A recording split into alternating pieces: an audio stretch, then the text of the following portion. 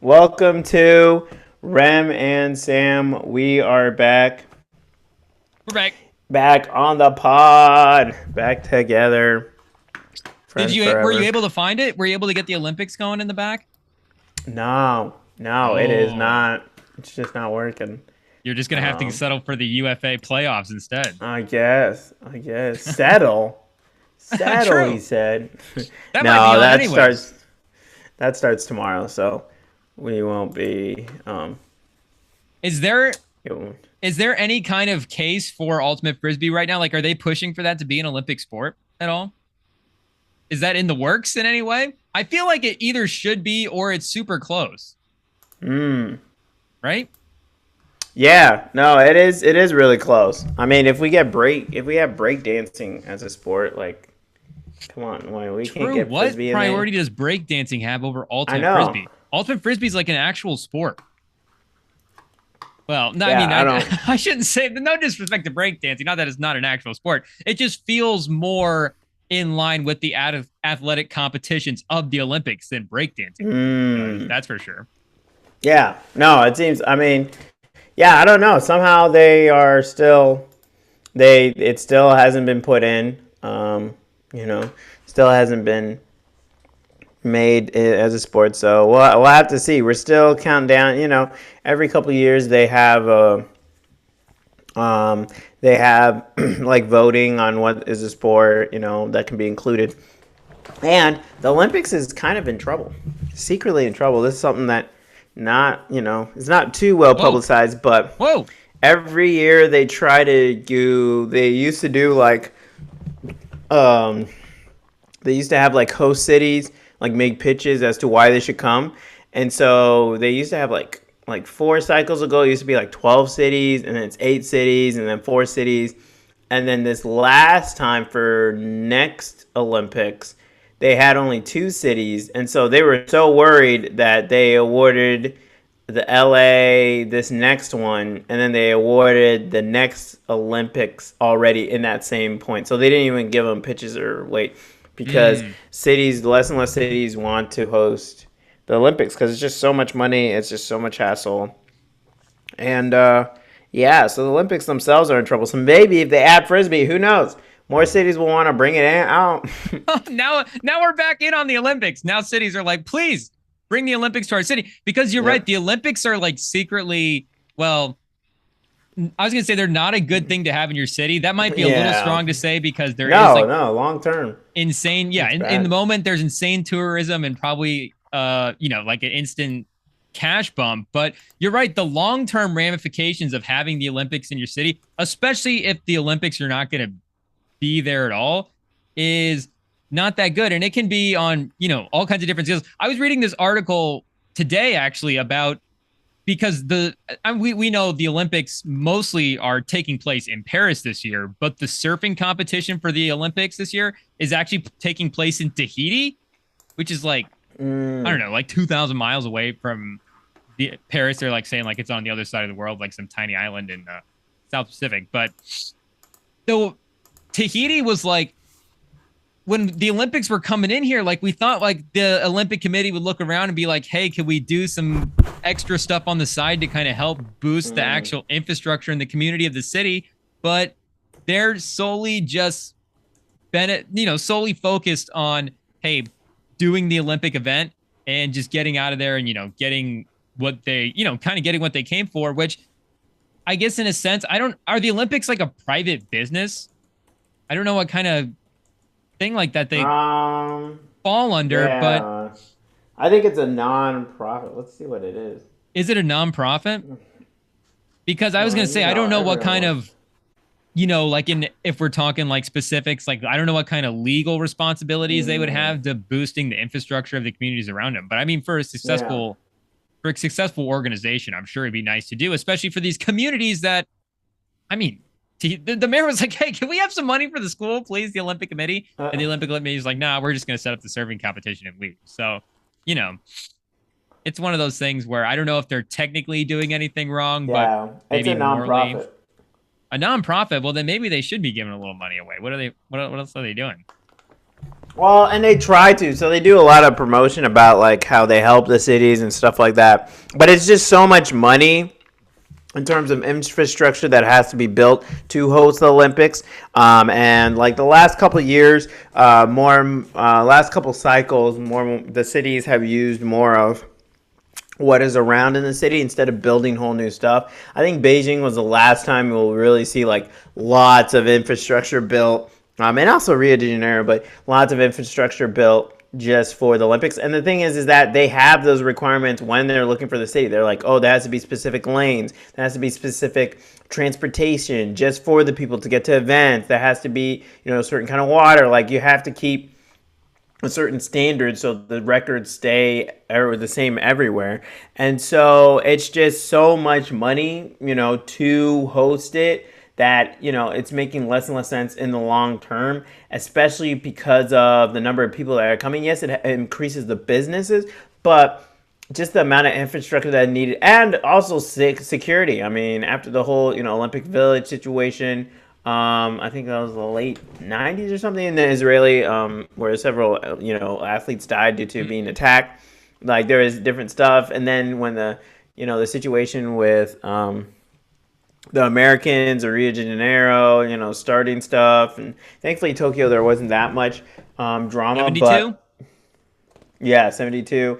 But it's just there's so much importance and rules and stuff that it's becoming you don't really make a gain from it that much as a city because you just pour so much into rebuilding infrastructure that in many of these cities is old anyway and kind of needs to be updated. So it just by inviting the Olympics, you're opening a lot more problems because you're like, oh, we actually kind of needs to fix, but they didn't want to fix it in the first place. So Yeah. now Yeah. you have all this additional cost. It's just a lot of money.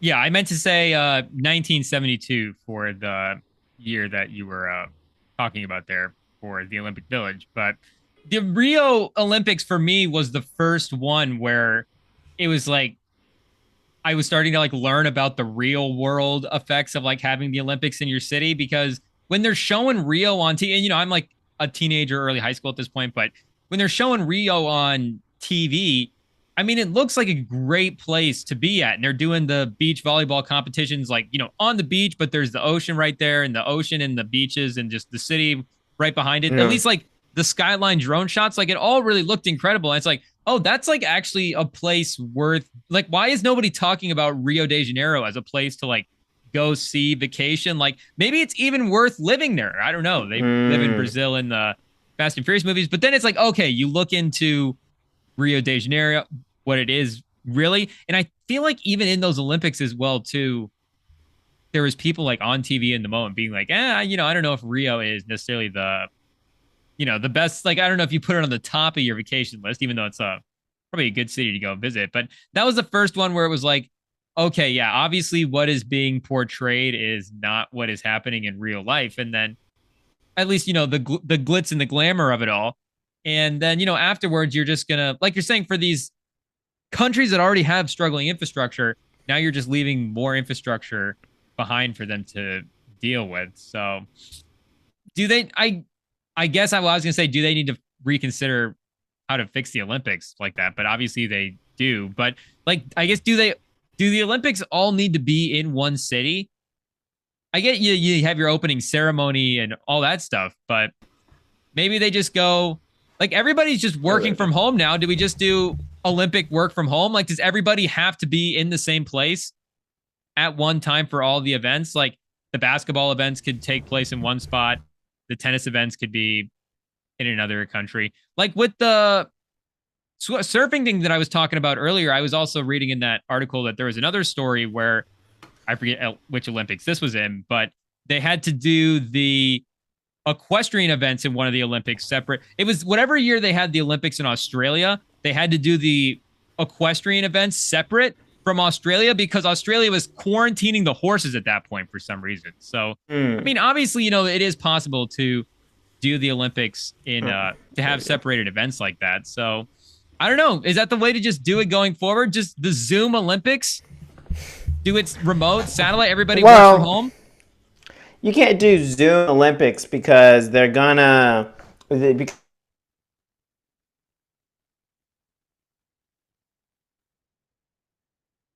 stuff, anti-doping stuff, which Russia was busted on several times, including when they hosted the Sochi Olympics. But I don't know what the alternative is. I think it's gonna be real interesting to see what the Olympics do. I do think with more countries, politically, and we'll talk a little bit more about this, but becoming more and more conservative, the importance of sport, to countries in general that are, more nationalist focused, is your pride in your country and stuff. So who knows? There might be a slight rise because of that, but with it just becoming more and more expensive, with infrastructure in a lot of cities just becoming older and not being updated, it's getting harder to really justify paying all this money. I mean, France just to Spain, Paris just to host this and to have not have to build swimming pools and have them in the river. They had to build like a whole new large basin just so the water doesn't overflow into the river. So how it works is their sewage system and their drainage system are connected to the same pipes. Oh no, So that's not the way to do it, Paris. What are we doing? so if it rains way too much, the overflow goes into the river, and so that's why people have been banned for years and years from swimming in there, because it's just more, just poop river. So What did they just did Napoleon think of that and they just haven't changed it? It's 2024. it's how the city. I mean, it's how the city was built, and then now they never updated it. So instead of actually fixing the pipes, they just made a bigger basin so it doesn't overflow. So, but the problem is that the river still has all the poop and stuff. So they keep trying to work to clean it. The mayor swam in So it are they last actually week. are they So we'll cleaning the see. river? Like, are they cleaning the river? That's the one Hmm. we want. We want a clean river. Like, They're trying. They're you trying. may not get more dirt in it, but it's already dirty. Can we get it less dirty too? That's what they're trying to do. But we'll We're we'll not trying to see be if they can keep dramatic it here, clean but enough. we just don't No, want our no, Olympic swimmers to swim in poop. no, no. I mean, it is literally that bad. I mean, they take the test, and it's like the E. coli is too high for anyone to safely swim. Like, it's not. We're not. This is not us hyping this Oh too wait, much it's up. just E. So we'll coli. see. Well, E. coli is what is the disease that's in poop. It's the Oh yeah, it's I guess I've the never put those two and two together because they've always oh because the lake. I mean, you know the lake from our yeah area yeah. is Yeah. Mm-hmm. notorious for. Well, I guess there's a couple lakes, but the one McBride is like famous Mm-hmm. for like having E. coli in it. They just tell you not to swim in it all the time because it has E. coli and it's just whatever. So make no mistake, I swim in there less and less every year. This year I've maybe logged a couple minutes. Well, I guess there was one time, but yeah, I guess Yeah. if it's E. coli, maybe I take it back because like I'm saying, I have swam in E. coli before and you know been decently okay, at least still now. So Mm. maybe they should just tough it out. I don't know. Is there like a nose plug situation Yeah. that they can do? I don't know. Yeah, I don't know, Face because it's mask in touching the your water? skin. Yeah, it's touching your skin though. Do they need to make like swimmer face masks? I guess they got to do the breath thing though. Oh, that's disgusting. They're gonna be swallowing Mm-hmm. that water while they're Yeah, breathing. exactly, exactly. You're gonna swallow the water at some point, so Oh, it's this not is like they have a crazy. choice. Yeah, What are we and doing? then it's all the diving events. You gotta think about the diving event. You're diving into it, and jeez, Is the lake I deep enough for a can't, I dive? can't, Are they man. gonna hit the bottom of the lake Apparently, nah. I guess they're probably or the diving. I river? don't know. I haven't checked it. I haven't double checked to make sure it was diving events, but I know swimming at least. So And are they that's doing so? That's what that's swimming, water polo, diving, handball. I guess no, that's water polo. Water polo is yeah, water better. polo. What else do they do in the? Do they have any Let other me water see. sports that I'm missing? I guess just all the different versions of water relays. But I think racing kind of Yeah. sums that up. Is there there's like a So freestyle it'll dance swimming competition that I think there's maybe one of yeah, but those. I don't know if all of them will be there. So let's do this in. It'll have marathon swimming. Um, Oh, true, like those like triathlon type stuff yeah. or the Ironman comp. Do they do like the Ironman competitions in the Olympics? Mm. Um, and then the swimming legs of the Olympic and Paralympic triathlons. So I don't know if it'll have every swimming event, but it'll have some. Yeah, artistic swimming is what I was thinking of. Yeah. Of course, they're putting the Paralympians in there. No, the Paralympians have to swim in the scene. Yeah. They That's crazy. They can't just Yeah. I build a don't know. pool. Marathon swimming. Jeez. Apparently, they put. Of course, they claim they put 1.5 billion dollars into it. Maybe this goes to the point of what you're But saying about how desperate the Olympics are to have cities to host the Olympics in. yeah, Is like the only one that would take them is the one with the just the worst poopy river ever. river. And Yeah. they're like, no, we won't even let you build or use our pools. You can swim in the river. But they're the Eiffel Towers there. In June, apparently, it still had high amounts of fecal bacteria, but as of July 12th, it Oh yeah, made yeah, yeah. it. It had the safety standards. So Mm, I don't know. They have a backup venue if it's not safe enough, but a I backup don't venue? know. Where's that at? Just the Um, Paris YMCA. pretty much the nautical stadium. Mm. I'm not gonna try to say that, butcher it, but I don't know. Apparently, their standards are higher than America's, of course, as You always. don't have any But French speaking, history at all in your background? no, no, I do not. I don't know. You're a man of the, you're a man of the world. You've been around. I've So, been, I've been to Paris. I've been to of Paris, course you have. yes, You've been, all over the place. but I've never spoke. Yeah, no, I never spoke You've never heard French. enough to try to fake it though? I guess you were probably, a younger kid. Yeah, no, not enough to fake it. Not enough to fake it. No, they never wanted to teach me. So do you think that do they have to do it all in one city going forward? I mean, I Maybe don't is know, the because I future know, of like, yeah, maybe a couple cities, like, have a couple cities. Like, the World Cup, it's going to be all in North America. Like, they're going to have some games in Mexico, Canada, LA. So, Yeah, the only thing you need is the individual competitions. I guess there might be some people crossing over into multiple things, but again, I think they're going to be it's going to be like the track people doing multiple track events. yeah. So you would still have all the track and field people in one spot. So, but I mean, you could even break it down to the point where the table tennis people are in New York and the basketball people are in Abu Dhabi. And you just Yeah. pick whatever city wants to host. You just sell off the individual sports to the cities or, however they do it. Would that be more Mm, feasible than trying to put it all in one spot? yeah. I do think so. I do think so. I mean, I think it'd be easier for cities to host it.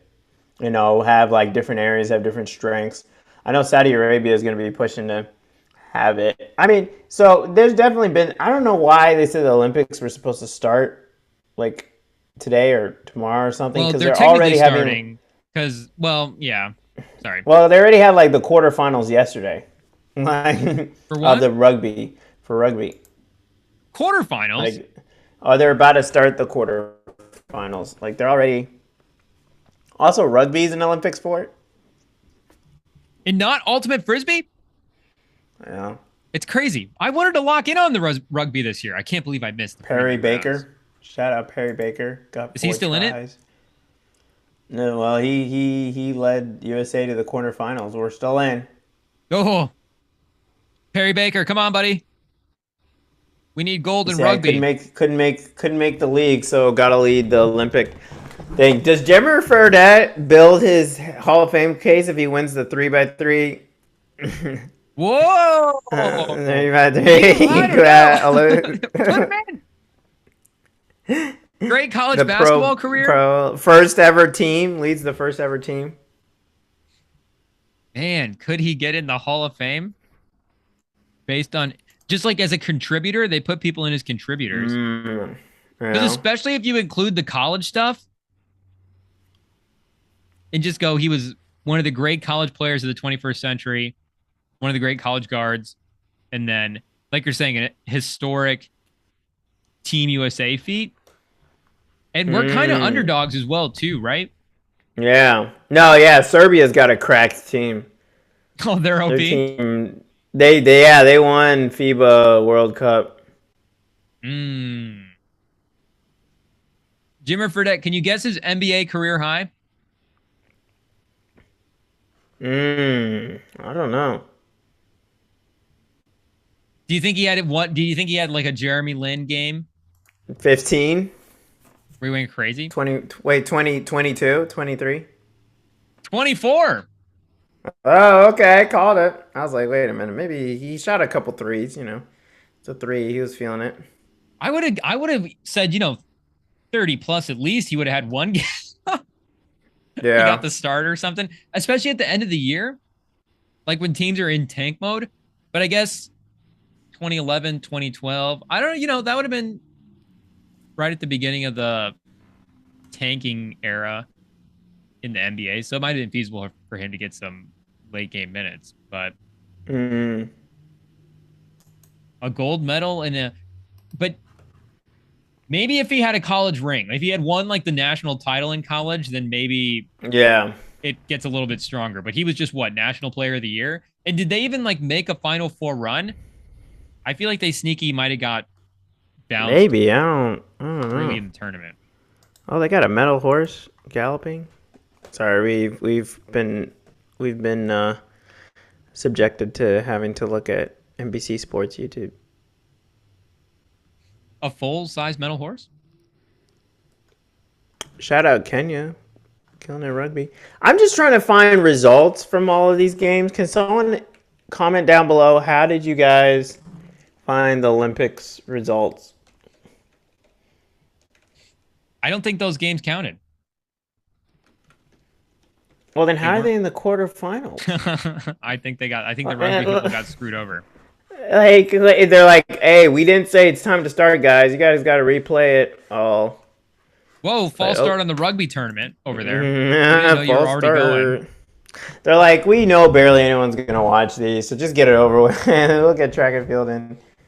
Okay, rugby, you guys go first because nobody cares. The farthest Exactly. Jimmer Fredette made it in the tournament was the Sweet 16. Oh, they never made Final Four. I would have gotten me. Well, I would the have been first, wrong in that. the Quiz. first couple of years there with Jimmer, it's like good stats, bad team a little bit for college. Yeah. Not like the strongest supporting cast, but they were 32-5 his senior year. Not really a ton of guys that I would know. Chris Collinsworth was on this team. Is that? Oh.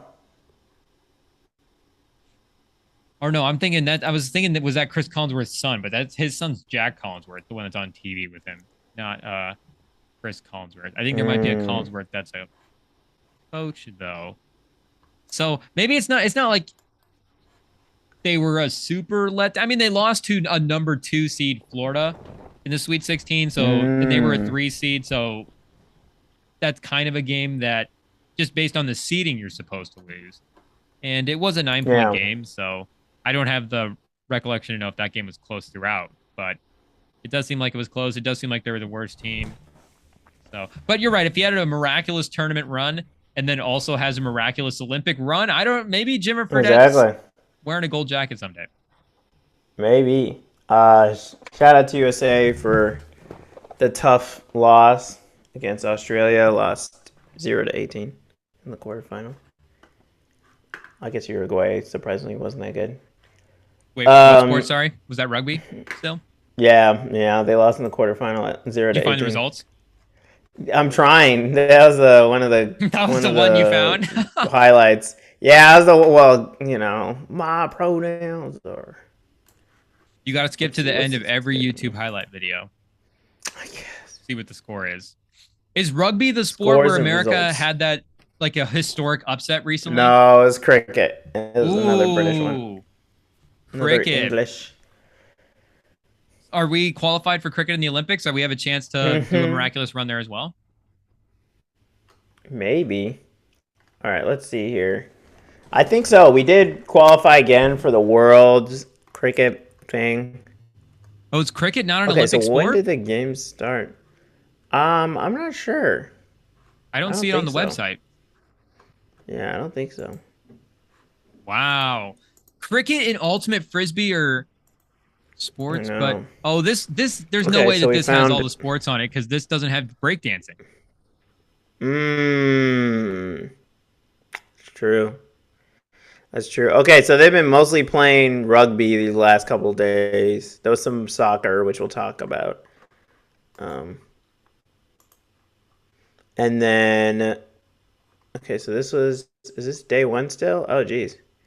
Okay, so there's more soccer and rugby. The thing with soccer is that they don't even send their real teams. Like France doesn't have any other starters. They're just like it's just like Wait, for the bums team. Olympics? So yeah, they don't try. So that's why that probably makes sense why they're playing that early. And then they played a lot of handball, some archery yesterday, So the World some Cup is more just that much more rugby. important than Yeah. The World Cup is just conjillion levels above. Handball, rugby. So right now it's just a lot of handball and rugby and soccer.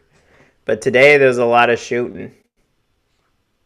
That's crazy. They're like, we don't care about shooting so much. You guys have to rush from shooting to get to the opening ceremony.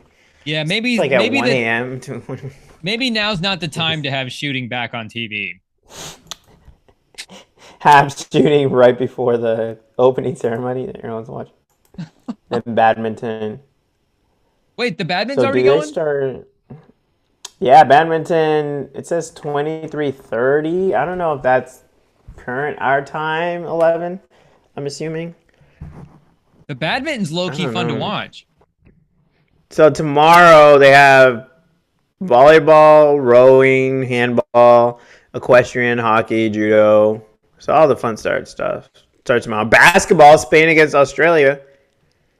Ooh, Some giddy. rowing, tennis, skateboarding, prelims, tennis, fencing. Now I'm just rereading stuff. Germany is playing Japan tomorrow. Beach volleyball. So yeah, all the real stuff starts tomorrow. Cycling. Jeez. We're gonna get a little Hernan Gomez versus Dyson Daniels showdown. That might Water be. polo is also tomorrow. Imagine if Giannis joined the water polo team. Ooh, would Giannis just be walking around in the pool? That's a good Does point. he even have to swim? Good point. He's just spiking on them. Are NBA athletes good water Yeah. polo? Like, is that an ideal athlete type for water polo? Yeah, that seems like a good. I don't really know Like you're anything up in the about it. air. But all the Yeah, me swimming neither. though. I know who's that guy who likes our women's water polo team? He's just trying to save Red Lobster. Wait, what? Was it Flavor Flav or something? Flavor Flav's really into the women's water polo team? Let me see. I can't say I'm like totally surprised.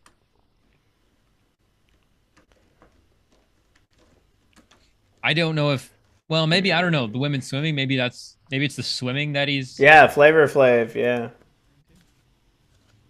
and it's a Yeah. great sport. I mean, it's a fun sport to watch. Because I don't he's the blame hype him. man for the women's water polo team. And What then do he you also went to like Red Lobster, and bought everything in there just to try to save him, as if that was gonna do it. But He's it gonna have didn't. to do that a couple more times.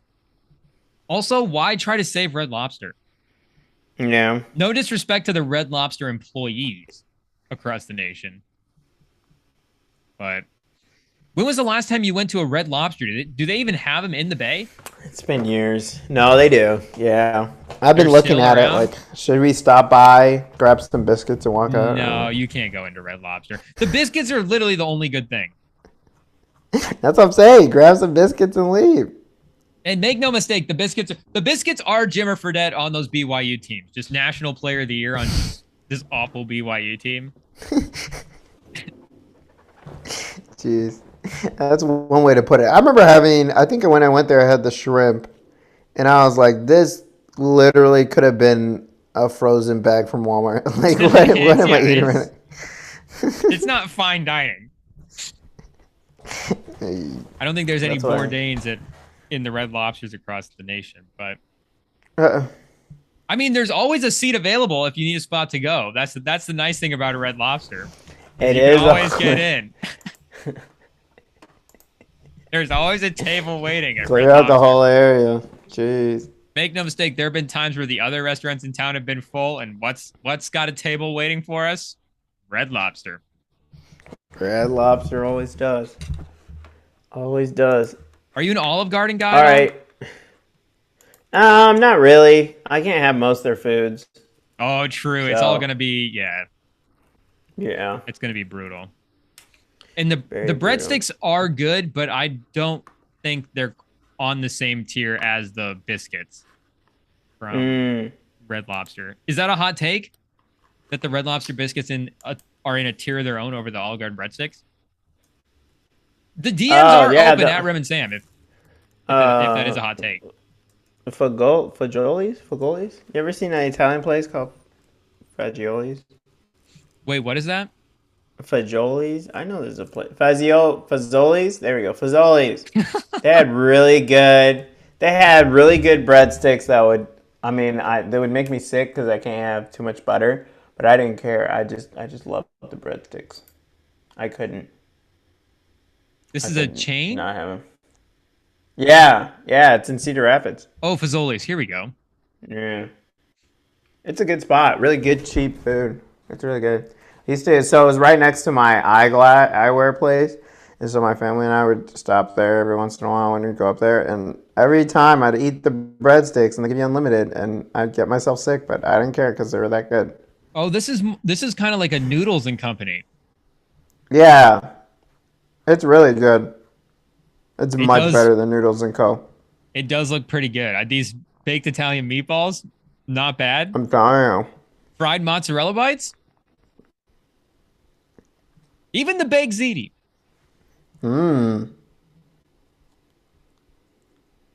They've got all the Italian classics. And they've got the breadsticks going for them. Breadsticks. You gotta have the breadsticks. So this is actually a place you like, or is this just a place you're nostalgic for? No, that's great. It was really good. Do they have them out there? I haven't looked. I doubt it, though. Because they also have the Italian restaurants that are like, I don't know if people have this outside the Midwest, but in the Midwest, we have like what's called a Zio Giano's. Yeah, I know what you're talking about. Yeah, you can just get like these $5, $6 huge buckets of spaghetti and just the big loaves of garlic bread. But it's a little different from than like the Noodles and Company type spaghetti. I don't know if it's better or worse, I think the Zio Giano's is definitely local.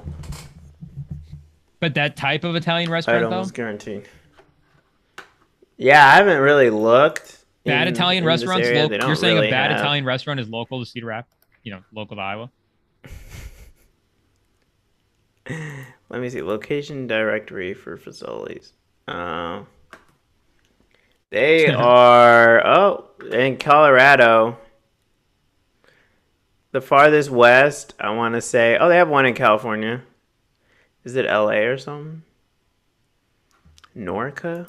Where the heck is Norco? North California? Ooh, it might be in the Bay. No, it's called Norco. Let me see. Oh.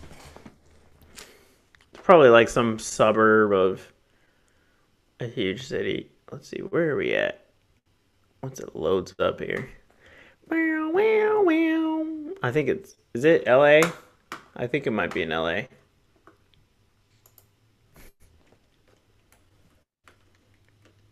Yeah, it's outside of LA. So there is one here. It's just like 8 hours away.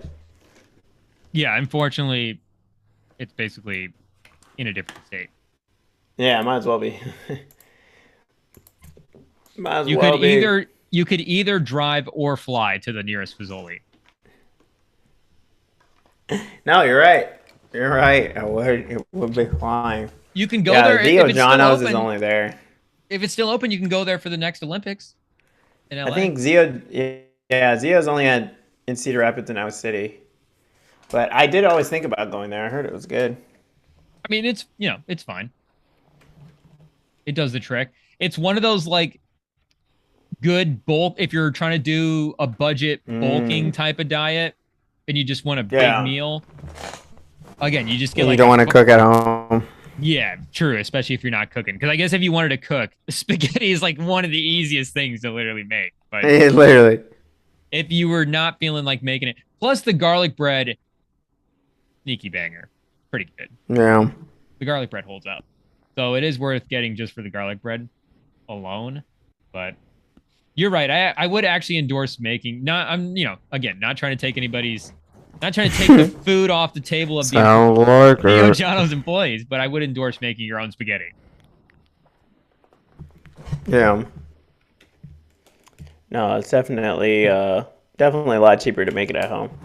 That is true. And just better. Yeah. No, it's just yeah. Bro, they're always skimping on the meat sauce. Pause, Yeah. No, it's definitely something that it's just, and then you can make more. And you don't have to worry about tipping. Blah blah blah. A lot.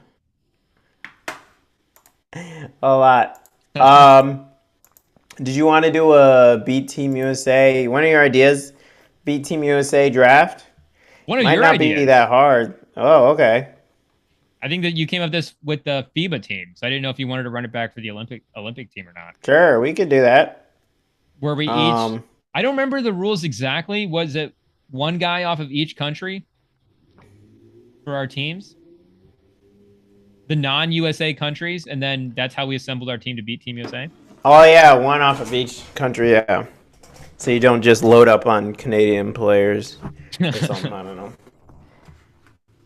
Sam's got to put guardrails up against himself, but Pretty much. I didn't know if you wanted to run it back for the Olympic pool. Yeah, let's do it. Do you want the first pick? Yeah, I could take the first pick. Whoa! Similar to the pick all the way back when we did this draft for FIBA. And, you were right.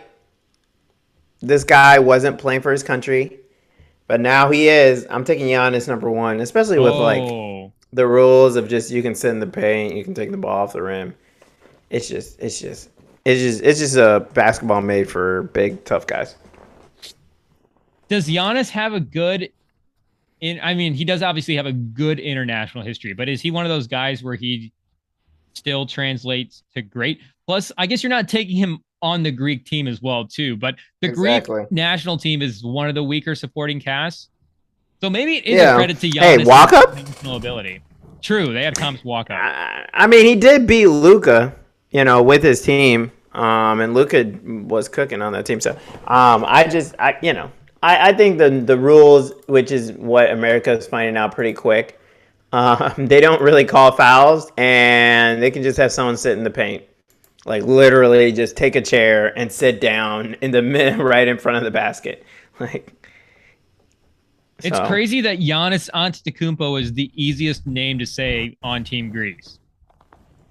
Yeah. Outside of Thomas Walkup. It's the one we're most familiar with. Vasilis Charalampalopoulos? Vasilis Charmalopoulos? That sounds like an STD and the cure for it.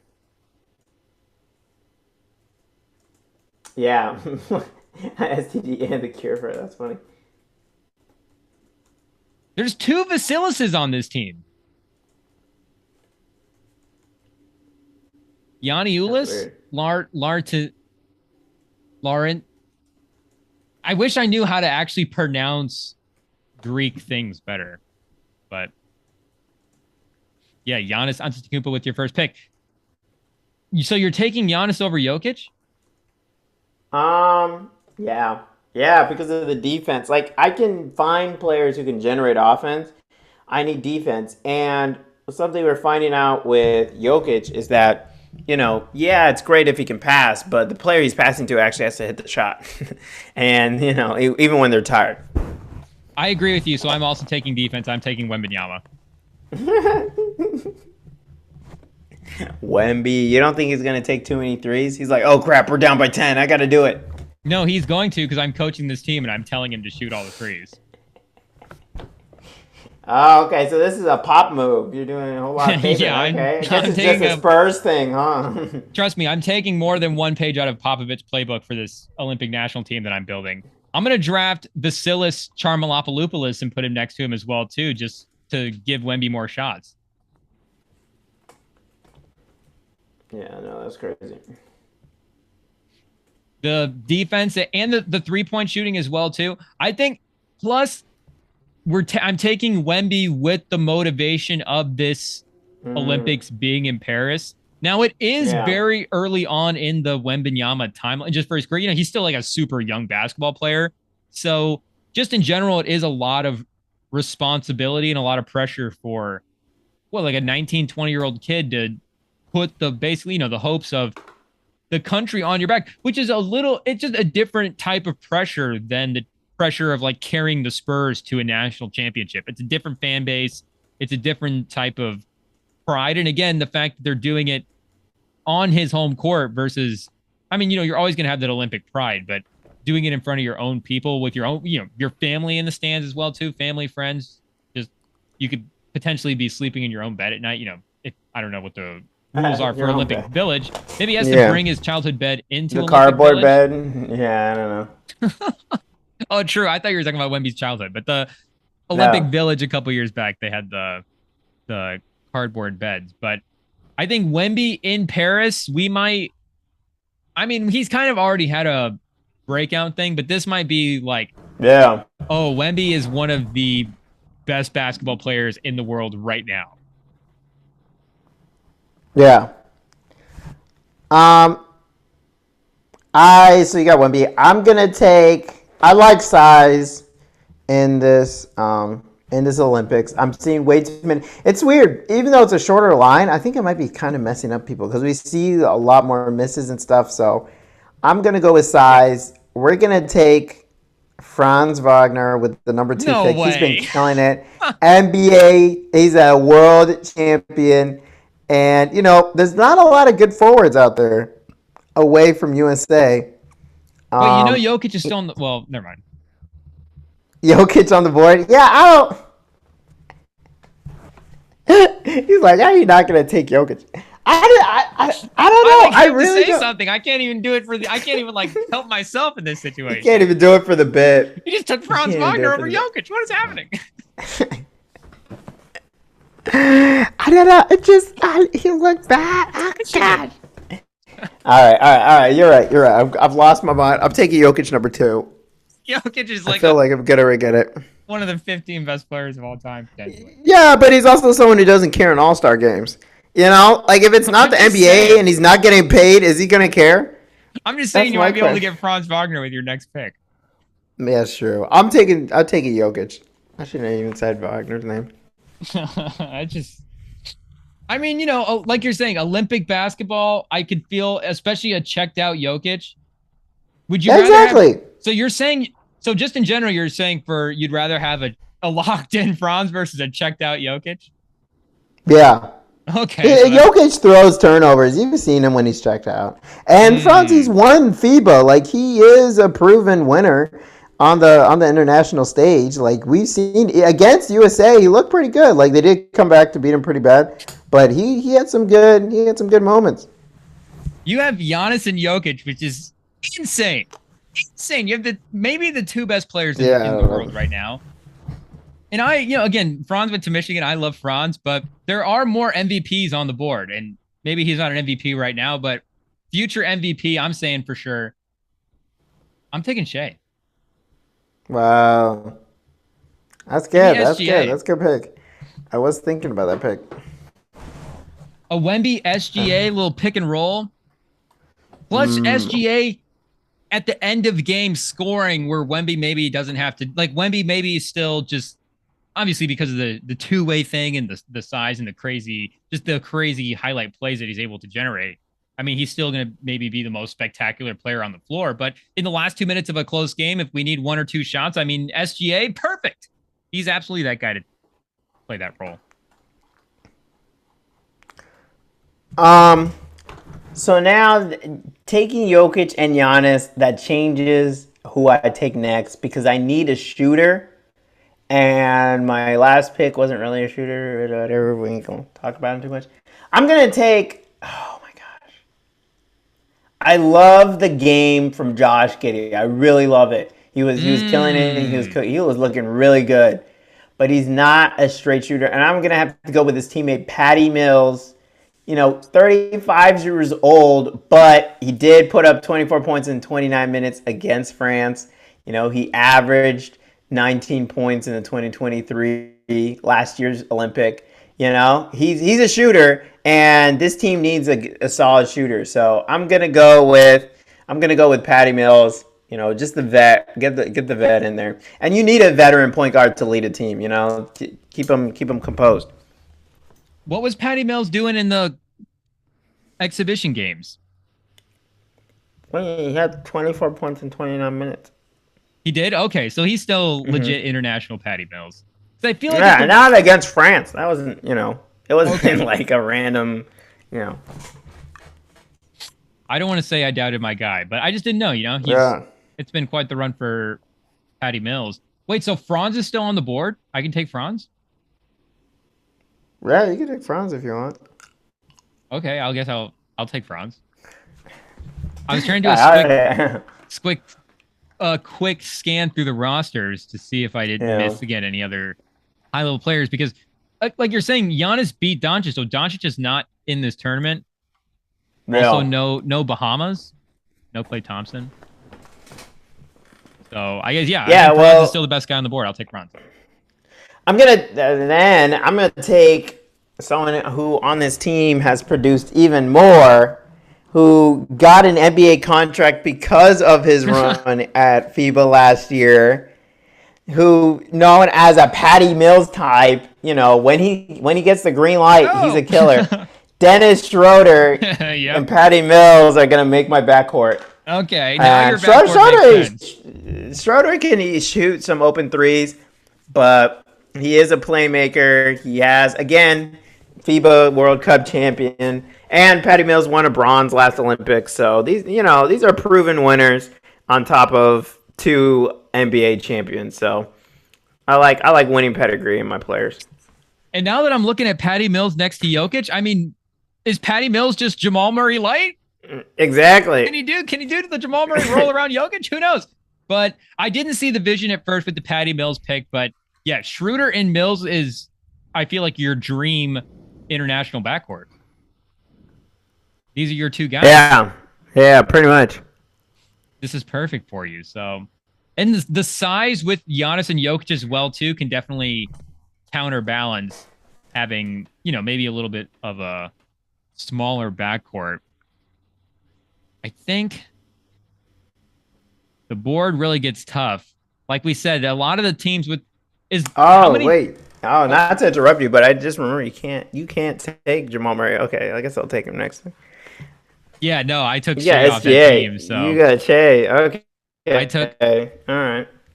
I passed on Jamal Murray pretty easily for Shea Gilgeous-Alexander, with all due respect to Jamal Murray, but yeah, that's not man, who is because like we said, we're only taking one player off of each team. So yeah, exactly.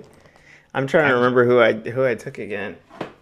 I guess I haven't. I took taken. No, you still have. Oh yeah, because you have Jokic, so Serbia's off the board for you. Well, you can still get Serbian player left there. You could still potentially I could dabble still into take a Puerto French Rico. player too. Yeah, France is on the board. Your team, Mm. you could go a lot of crazy ways with Yeah, it's crazy. this last pick. That's true. I've only I got got, well, I Yoshi, guess Giannis, maybe we have a couple Patty picks left as well Mills. too. Yeah, we can make a bench if we I guess want. there's only 15 teams, so Yeah. Wait, I did Patty Mills. I did who else was here? Oh, I did Dennis Schroeder. Okay, okay. Sorry, I'm writing mine down. And who do you have? You have I have Wemby, SGA and Franz, and I'm about to make my fourth pick. SGA, Franz, and Wemby. Yeah, and this guy will Okay. be number 4. Do I want to go with maybe like an upside guy, or do I want to? Mm. I guess I probably also want to go off the do a certain other strategy. Yeah, you got a lot of young stars right now. I do. I've got like an You're all believing in youth, yeah. under 25 Olympic team. Mm. Are you thinking about Buddy Hield? You looking at him over there? I watched the South Sudan game. It Yeah. was really the only game I watched in full from the U.S. exhibition games. I watched, Mm. highlights for the rest of them. And since there is a certain format to the way we do this, I know there's certain guys that are safe. How many points did JT score? How many points did JT Thor score in that game? I don't know. I couldn't tell you. Because Bol is out. He hit a pull-up shot over, was it Tatum? Mm. Over somebody where he was like dribbling right and then did like a Kevin Durant like fadeaway. And I was like, is JT Thor's contract guaranteed? Because I'd guarantee it right now. But should I'm I just dead. I'm gonna go JT Thor. Okay. Put him next to Wemby. JT Thor. Shout out. I don't, I got an Avenger. I I don't know if I can condone that pick. I think there was maybe a couple more Yeah, but talented other players, you know. I can get I those don't guys know. later. There's certain guys you can't get because those teams you're off the board already for you. Yeah, no, you're right. You're right. What, like Dyson Daniels? Let me see here. Hmm? I'll go. I've liked this player ever since he's joined. Um, ever since he's joined Memphis. I think I'm gonna go Santi Alma.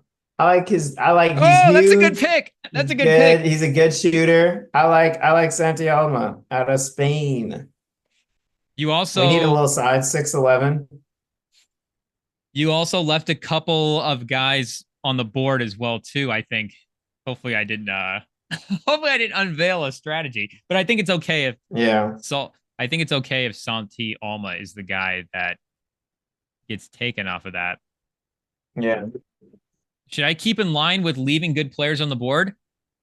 I'm going to take Mm. I'm just I've got the Puerto Rico roster pulled up. And since we can only take one guy off of each team, I'm just going to take off of this Puerto Rico team and I'm just going to take the one NBA guy, and that's Jose Alvarado. And I kind of need him too. Mm. He can Do kind of you be a think he's useful actually piece. good though? But his defense will be good. I can use his defense because I have All I have right. Shea and Wemby and JT Thor to do all the scoring I need. So I just need his JT defense and Thor. I then can't believe you just said that. JT Thor. There's no other guard here that would be better. Like I don't know if I want to start saying you didn't picks, but want Bogdanovich, Blue Dort. I can't take Dort. I have Shea, and you can't take Bogdanovich Oh because you have yeah, Jokic. that's true. Josh Giddey. I don't know. I can't take him, but anyway. But you can take guys. Guess You can take guys off the Puerto Rico team. So I'm gonna lock in Jose Alvarado before you get to him. yeah, he was actually on my big board. He was gonna be up next. Let me see here. I'm not gonna lie, that Santiago pick's a good pick. That's like a sneaky could win you the draft type pick. Yeah. Yeah, no, he's gonna be Because he can performing. shoot a little bit, right? He's yeah, 6'11", he's huge. I know Willie Hernan Gomez, he's been the most like the number one guy, but on this team, I'm not looking for a number one guy. I'm looking for shooters. Mm-hmm. And he gives you that I'm floor looking spacing, for but the rim protection. yeah. Um man, do I pick up should we go? We're gonna go out of this is gonna be out of left field. Out of Japan, we're taking Yuta Oh, he's back on your Watanabe, team. the NBA leader at one point in shooting 3-pointers. He's gonna be draining, man. I'm telling him, bro, just sit in the corner and shoot. Also 6'10". I like it. I like it. At one He's point, leading the 6'10". NBA shooting. Yeah, he's 6'10". He's a big boy. Wow, I didn't realize 6'10", and That's that's how. That's without why he's in the shoes. league. I don't know, but he's gonna be on my team. So there you Next to go Jokic. for your picks on teams that you could have taken. I wonder, is Rui on that team? There we go. Hmm. Rui? Are you running back to get the card out of Adam Silver's hand before he reads it? Wait. No, Wait a no, second. no. I'm not. No, I just need shooters. I don't need people who shoot mid ranges and miss.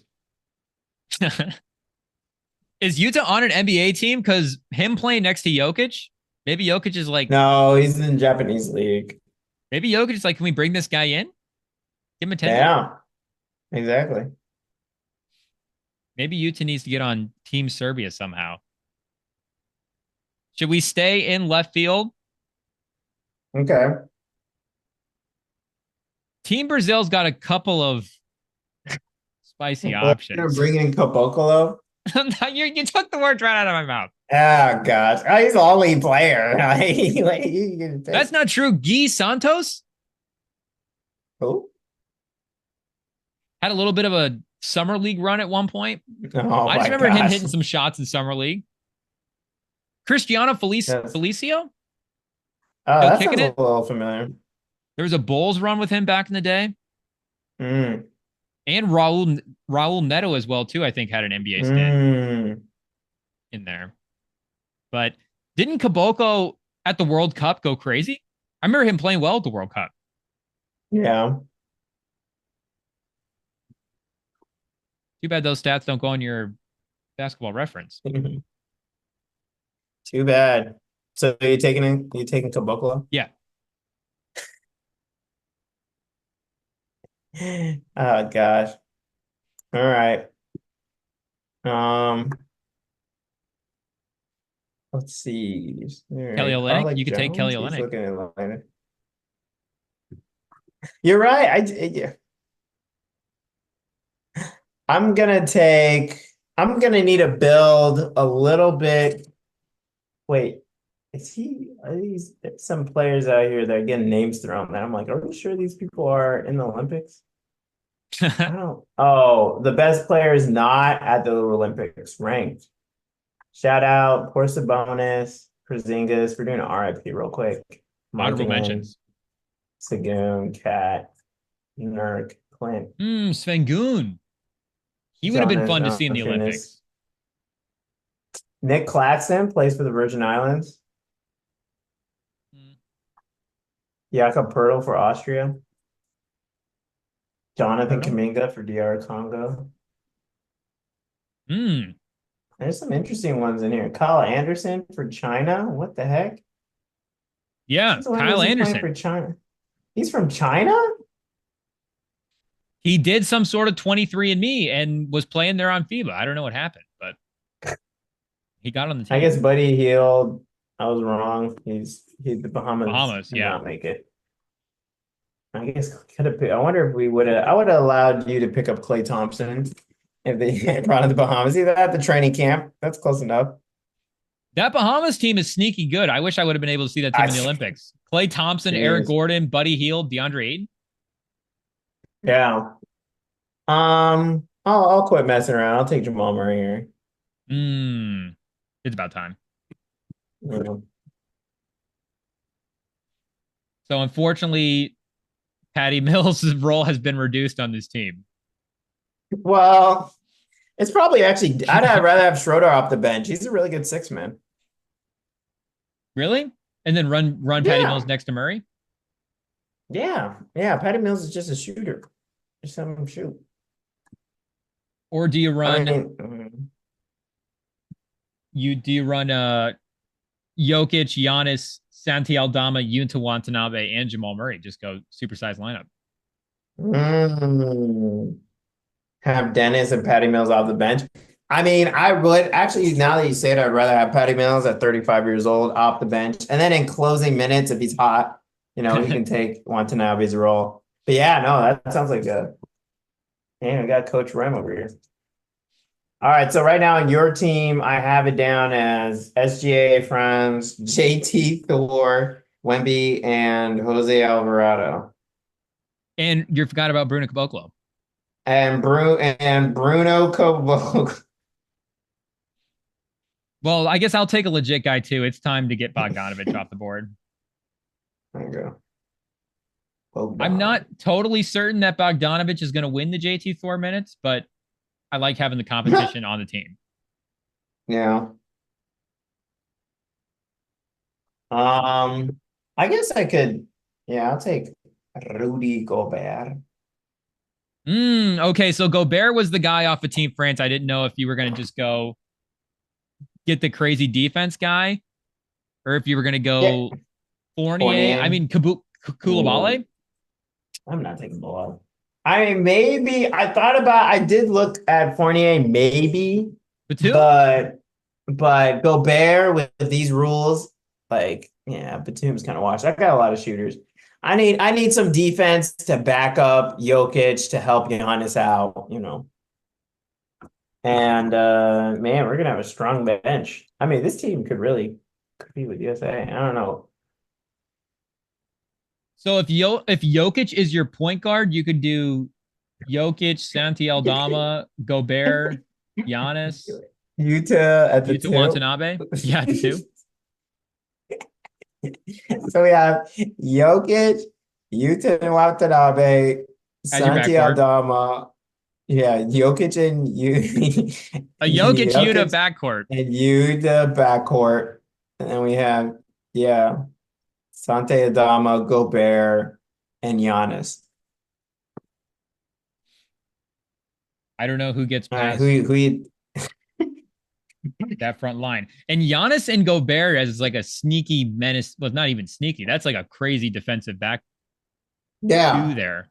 Yeah. And like imagine it, but say we go against a fast team. I could throw out there Patty Mills, Dennis, throw Yuta at the three. Yeah, Patty Mills, Dennis, Jamal Murray, throw Yuta at the four, and then do Giannis as a stretch five. Or Jokic. I'm telling you, we can move around. Is that your team? Is that your last pick?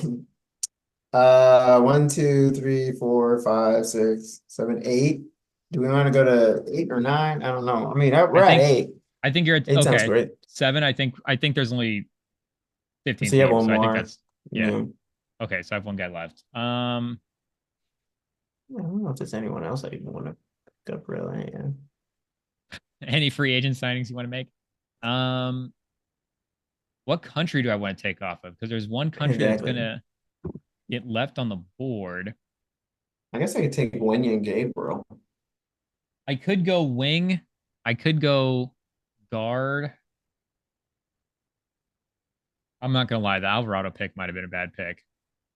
Yeah, I tried to tell you. I was just working my way through the Wikipedia page. I tried to tell you. Jeez, man. It's fine. I don't think you still have Australia? Yeah. You still got Aussies. I have Australia and Japan on the board. And I think I'm just going to go. I think I just got to get the best player. I think I just got to go with. I'll take Josh Giddey. Yeah. No, that's a good pick. He looked I could good. I could He use almost beat US. Rui's size. Obviously, always nice. You could. I do think, yeah. And I have I think Bogdanovich. with Jose and Caboclo, I don't know how tall he is. You could definitely use his size, but But I have JT Thor as well. So oh my gosh. I can't believe you're thinking JT Thor is a serious option here. And had one good game against US JT and Thor is going to play real minutes. oh my gosh. He's as good as This is Yuta not Watanabe bad. in international basketball. I hope. All right, I don't know. I guess my free agent signing would be someone from South Sudan. So it's either Carlick Jones or Wenyen Gabriel. And I Oh, don't Shayok looked good though in that game. know. Shayok hit 6 threes. Yeah, I need some pedigree. I'd inside out scoring package though. He's a shot creator. I guess yeah, Carlick, he's definitely a ball on ball guy, and I have too many on ball people, so I definitely my if I had to do a free agent signing, it'd be Wenyen on the team. Oh, does that mean I can sign Rui? I can I bring Rui guess in as because an you undrafted free bring agent. your yeah, undrafted. Oh, that's clutch. Not Papa Giannis. Or Thomas Walkup. I love Thomas Walkup Yeah. on the board, unfortunately. So who are your last two? Josh Giddey and Rui.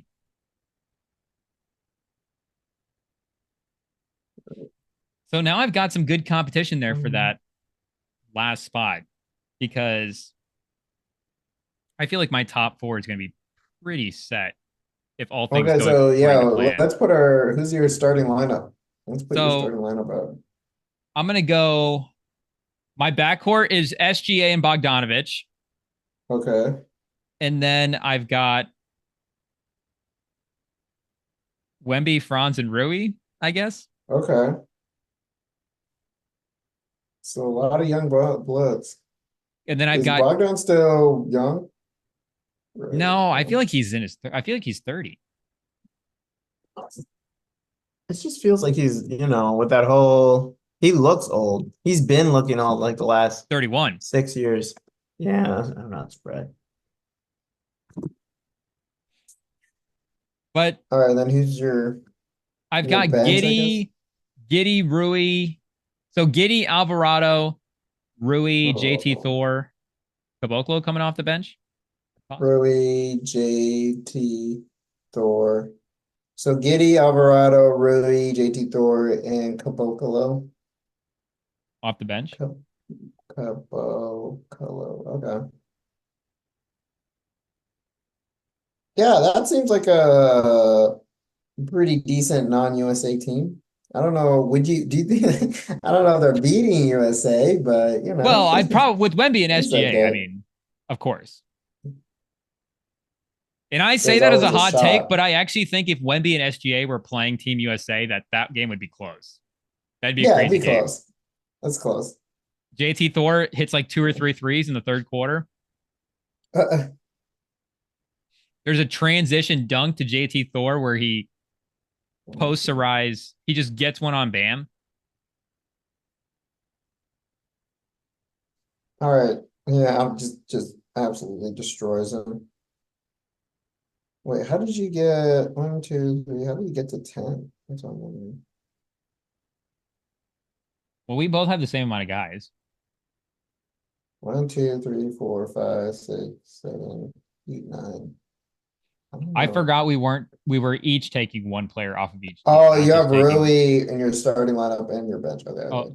That's all right. my bad. That's what I messed up on. No, I wrote it wrong. Okay, there we go. But you have those other four guys off the bench. Okay. Yeah. So my starting lineup, I gotta put Dennis on the bench. I'm doing Jamal Murray.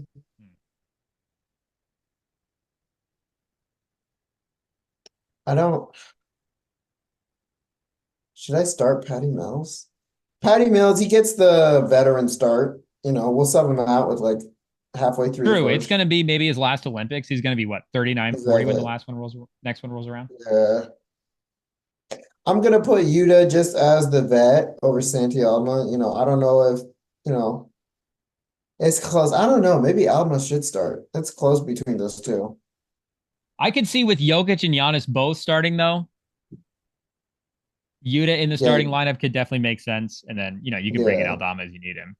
yeah, exactly. And then off the bench, I'll Because have he gives you a Dennis. little, he could be your 4 off the bench. Who, Aldama? Yeah. Yeah, yeah, next to Rudy. You could start Rudy Rudy. when he's Giannis, able. Giannis, Rudy, and Jokic. So I just have Patty and Jamal in there. I just think there's never enough shooting in these games. That's why I think I'm going to start JT Thor instead of Rui. I switched him out. Okay. Oh, gosh. I just can't believe how you're taking like JT Thor serious. It was a great fadeaway. So my starting lineup is Jamal Murray, Patty Mills, Yuta Watanabe, Giannis, and Jokic. My bench is Dennis Schroeder, Santi Aldama, Rudy Gobert, and Wenyan Gabriel. Then your starting lineup is SGA, Bogdanovic, Wemby, Franz, and JT Thor. And your bench is Giddy, Alvarado, Rui, Hachimura, and Caboclo. Let us know Bruno down Caboclo. below Who you think is the better team? I obviously have my pick. I don't know. We'll put up a poll on the Rem and Sam Yeah. pages with the starting 5s, maybe, and then you guys can vote. Do you like the young bloods or established stars? Who knows? And then we'll put it up again after the Olympics, after Wembanyama wins the Olympic MVP. Mm. And he beats Shea when it's the top 2 guys from my team going head to head, pausing the final gold medal game. Then you guys Yeah. can revote for my team, number 1. But I get it. You see Giannis, you see Jokic, you see Sure. Jamal Murray. It makes a lot of sense. See the connection, teammates, champions. They did look pretty rough this last year, but they can redeem themselves, Also, shout out the Packers for making Jordan Love the highest paid quarterback in NFL history. Whoa. 4 years, 220 million. That's the most ever? Just saw that 30 minutes, apparently. Well, like per year. So he also gets a record $75 million signing bonus and 155 million in new full guarantees. I guess I've got the NBA contract stuck in my mind. So I just hear 4 for 222 for a starting quarterback. And I'm like, probably a pretty good deal. But you're right. At $55 million a year, what's Joe Burrow at? Yeah. Joe Burrow's I think he was the number 1 and he was 53. Oh, yeah, exactly. So 4 years too, man. That's crazy. Yeah, 30 minutes ago, Jordan Love. Are there any options on that? They say? Let me see. I'll see what NFL.com says. Well, the signing bonus, that's Or right the away, guarantees so as well, they can too. Do get you have most of the money info? off the kid. So it comes about 55 mil a year. They did say 155 of that is guaranteed. Hmm.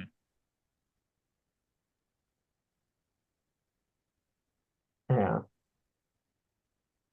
Shout out, last year finished the NFL second in touchdown passes, 7th in passing yards. So the youngest team in the league they did win a playoff game last year against the Cowboys.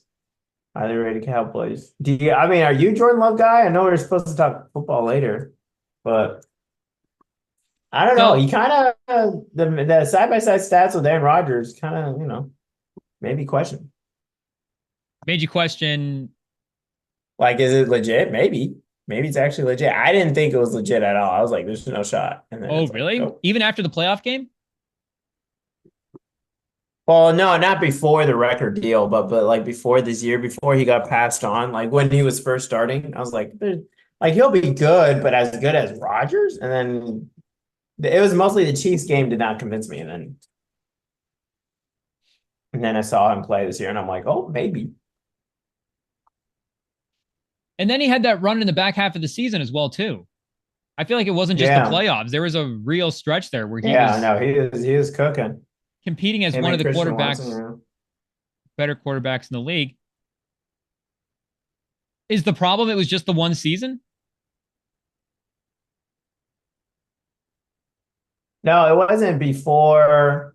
Like before this season, that's when I was like questioning, because I was like, we hadn't really seen it. And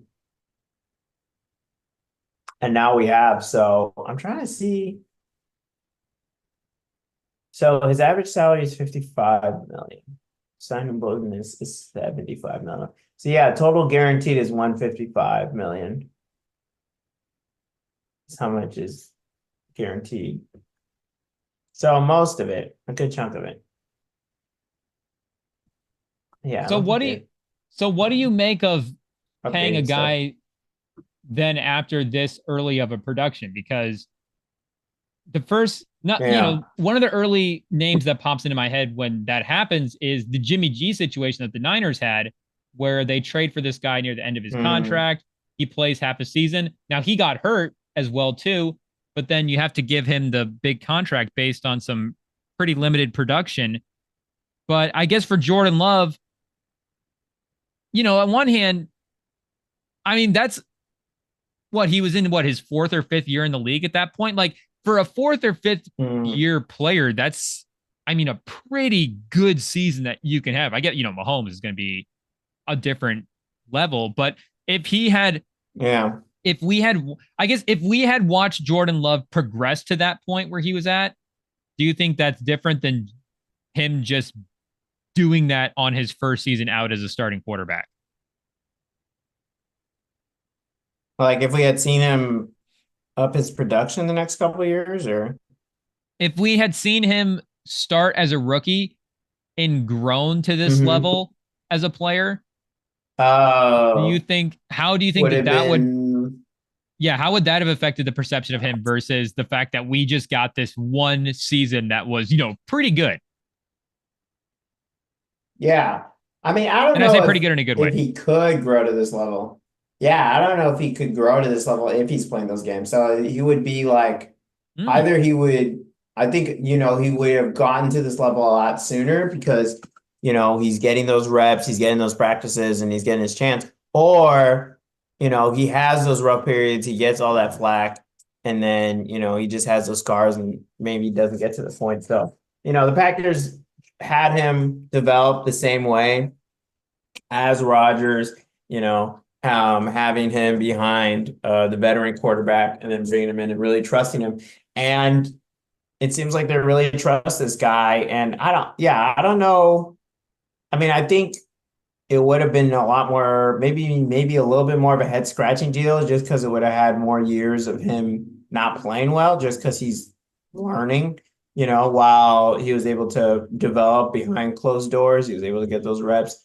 And now we see kind of closer to the final product. But this kind of deal is just more of meant of, not only obviously paying him and locking him down, but really showing a message from the front office that this is their guy. They're in with him. There's no question about it. They're kind of doubling down after this franchise kind of takes after this whole division kind of takes a step up besides the Vikings, who also brought in who they hope to be their franchise guy. So in a division where everyone's kind of solidifying who their quarterback is or being aggressive at the quarterback part position, they're taking their stand as we see with the Bears, locking in with Caleb Williams, their number one pick.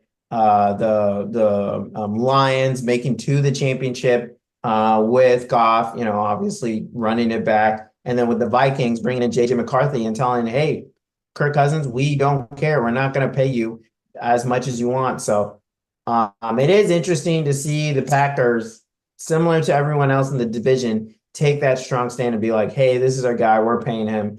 And that's it. And having that much guaranteed is huge for any NFL contract.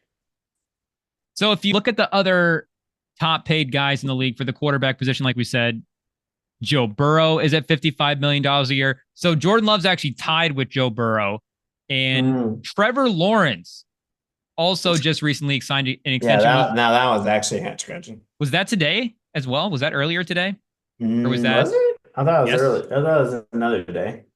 Was that earlier this week? I guess I don't remember exactly what day that fell on, but Yeah. all three of those guys are at 55 million a year. You've got Tua at $53 million a year, Herbert or Goff at 53, and then Herbert at 52, Lamar at 52, Hurts at 51. I mean, Chetty. you know, Burrow, been to a Super Bowl. We get it. You got to pay him. Lamar as well, too, despite the playoff struggles. He's a multiple-time MVP. He's going to get the maximum contract. Same with Hurts. Hurts has been to a Super Bowl. But like Herbert, Tua, Trevor Lawrence, like what is the difference between those guys and Jordan Love? Does that go to with what you're saying, where we've seen the growing pains for a guy like Tua versus a guy like Jordan Love, or even a guy like Herbert, where now we're to the point where there's enough years where it's like, hey, where are the playoff games? Where are the big, real step up performance in a big not saying that Herbert hasn't had the big moment performances. There just hasn't been a lot of big moments for Herbert to be in. It's like, hey, Herbert, can we get in some big moments here? Exactly. Like, what is the difference between Herbert and Love, that what they've done in their careers at this point? Because I mean, like Herbert doesn't even have that playoff game that Love has as well too. So while Didn't Herbert's won a playoff game before? does he have one win? Did they get one this past year? I thought he got one. Maybe they have one, but let me see. I feel like I'm kind of talking myself into it even a little bit more as well too, because you always have to consider with the quarterback position, there's just going to be that natural inflation as well too. So, do you want to be the team that's paying the most for the quarterback in the league? Probably not. But the other thing is too, the rest of their team is really, really young. So they've almost got a reverse situation where we see you want the expensive roster and then the cheap quarterback on the rookie deal. This is kind of the inverse of that, where now they're going to have the expensive quarterback and a lot of other guys around him on a rookie contract. Yeah. No, I'm looking at his playoff. Of course, they're not showing their playoff. I did click postseason. Yeah, in that Cowboys game last year, 76% completion, 272 and 3 touchdowns. But again, Jacksonville. The run that he had, even going back into week 8. So basically the back half of the season, the last 10 games of the season, he is 68% completion percentage, 266 yards a game, which basically puts him on a 4,500 yard pace, and 21 touchdowns to 3 picks. So he's got a 108 QB rating over the last 8 games of the season. Yeah, I guess he's had only one playoff game. One playoff for Herbert? Yeah. Oh, yeah. Sorry. I should clarify. I was talking about Jordan Love. Oh, okay. On those numbers, I was just. Yeah, no, you're right. He's had only one playoff game where he lost. Was it? Lost to Jacksonville by 1. Yeah. 1 point. 58% completion in that game, 273 and a touchdown, 84 passer rating. I mean, how much of that was also coaching? I don't know. That's a tough part with quarterbacks. Yeah, it's fair. Like, how much is you? How much? But that, I mean, he was also playing hurt.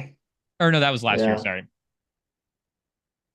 But he did get hurt last year, and then he didn't play the last 5 or 6 games. But that's the thing, is that when you put your quarterback out there, you're putting them in danger of wear and tear.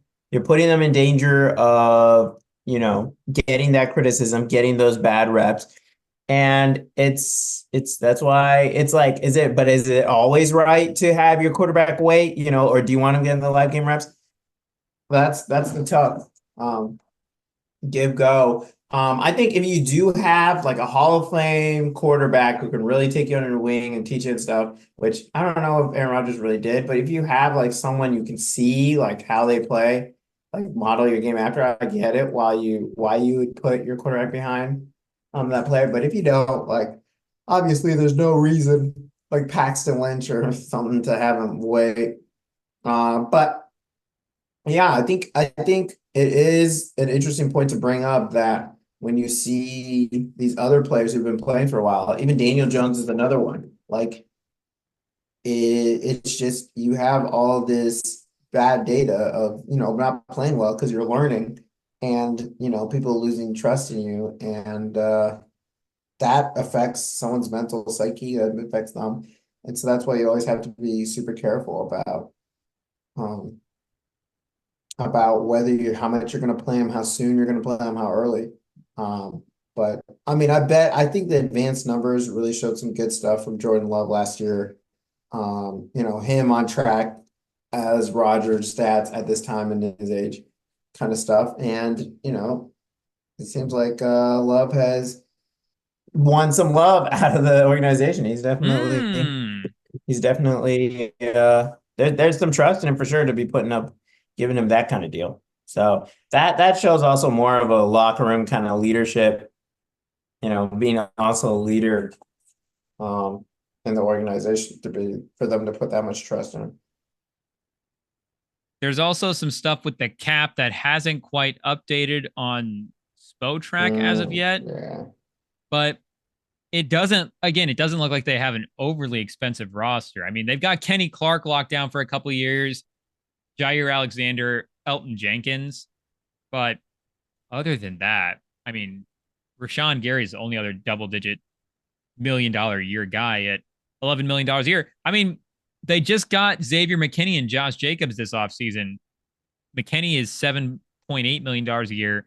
Josh Jacobs, they got at $5.3 million a year. Which seems like kind of a steal. That's crazy. Paying $60 million a year combined for Jordan Love and Josh Jacobs? Is that a lot? But you throw those receiver contracts in there, and those are all like 5th-round picks. You're making like $900K a year.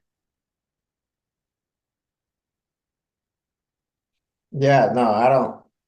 I was trying to look up the stuff for the deals, and it's still like it hasn't been put in yet. So yeah, we need to update SPOTrack. What are we doing? Sorry, I was getting distracted by medal counts, all-time medal counts. So right now I'm looking at these medal counts. It looks like Germany gets the combined German, like East Germany, West Germany, and then Russia gets also like Soviet Union when they used to have a whole bunch of surrounding countries. So those are at 2 and 3 for all-time medal counts, at about like 1,600 for Soviet Union and 16 and 1,300 for Germany. And then I'm talking about Summer Olympics. USA is top of the leaderboard, of course, by 2,635. And we have, I think so Russia at second place has 609 gold medals. USA has 1,061. So of course we have the most silver and bronze. What is a kilometer? Yeah, it's crazy. I was just looking at it. All right. Random fact. I think the gap between 1 and 2 for gold medals is like the same as like 2 and 4. I'm looking at right now. 2 and 5. Can you read our number again? 2,635. In number 2? 1,000 more than Russia. And that's not just like Russia, but like also when they were the Soviet Union. And which is basically all of Eastern Europe. Yeah. For a good like half chunk of that. So yeah. Are they still going to try to? They need a combined medal records to get close. I think, of course, Great Britain is 4th, but. And I feel like most of those too, as well, continental USA. How much are Alaska and Hawaii contributing to the Olympic pool? Hey, look, that heat in Hawaii, can get a lot of training. Maybe they can do the surfing competitions out in Hawaii next time. Hawaii. Anyway, not to take you completely off track, but yeah, I don't know. NFL contracts are crazy. For some way, they're able to chop off like a lot of salary when they need to every time. It's weird. And really, salaries are weird.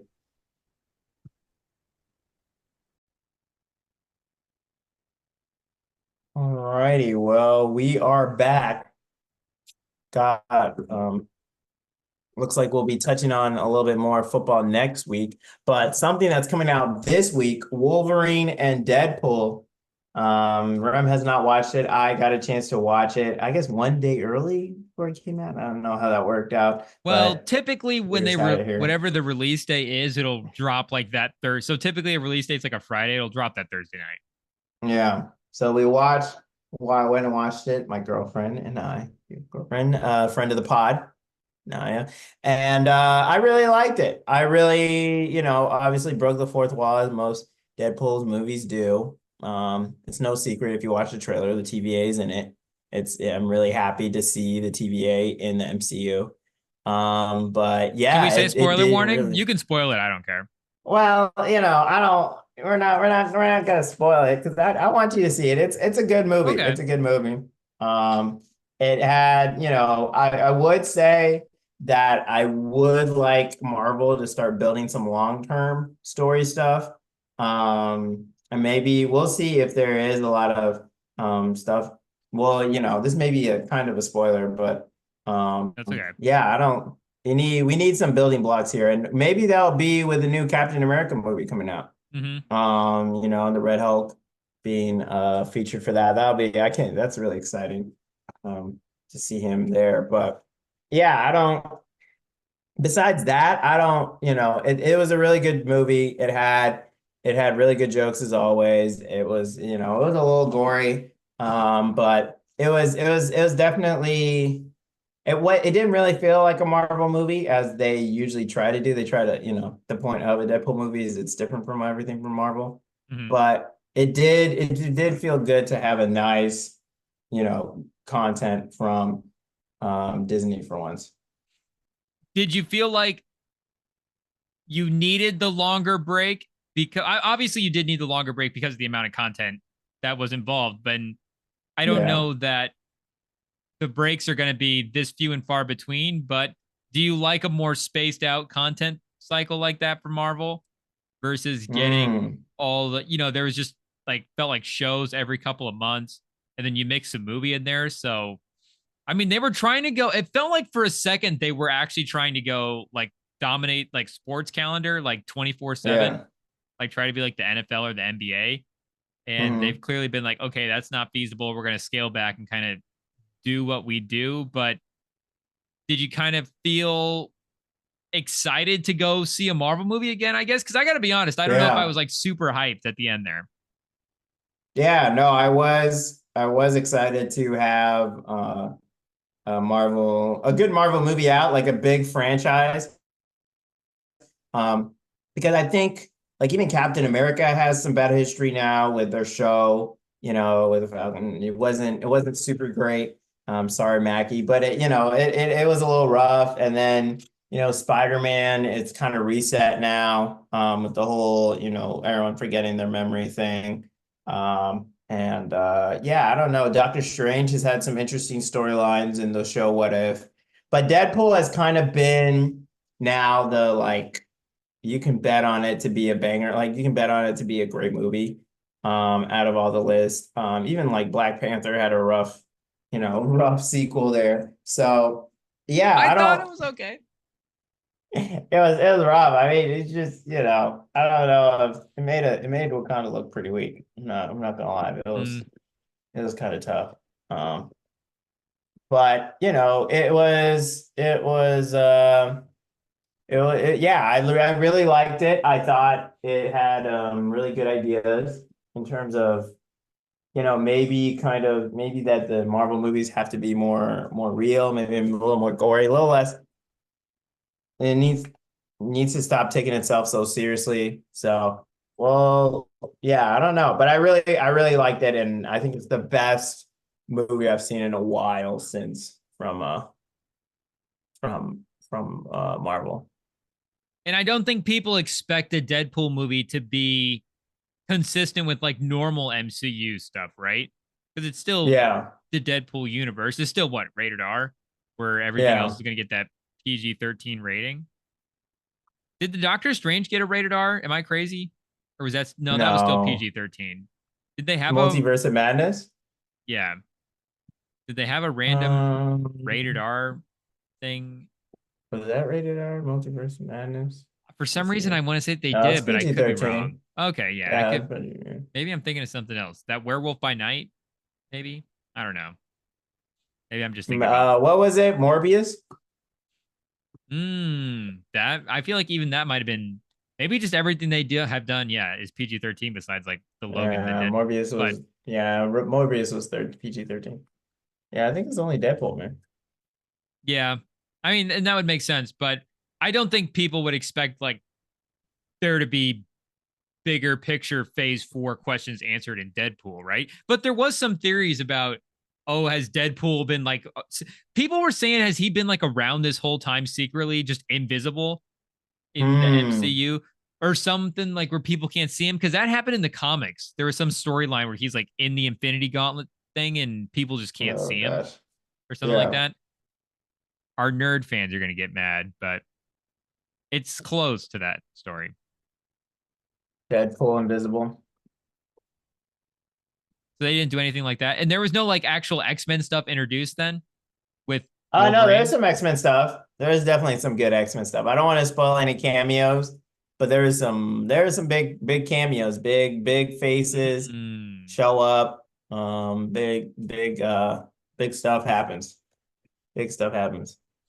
And you're not going to spoil who Lady Deadpool is either, because I know people were saying, is it Blake Lively? Is it the chick that Um, was the wife for Deadpool? I The one will that died. say you don't really see her face. She keeps a mask on the whole time. Mm. So, yeah.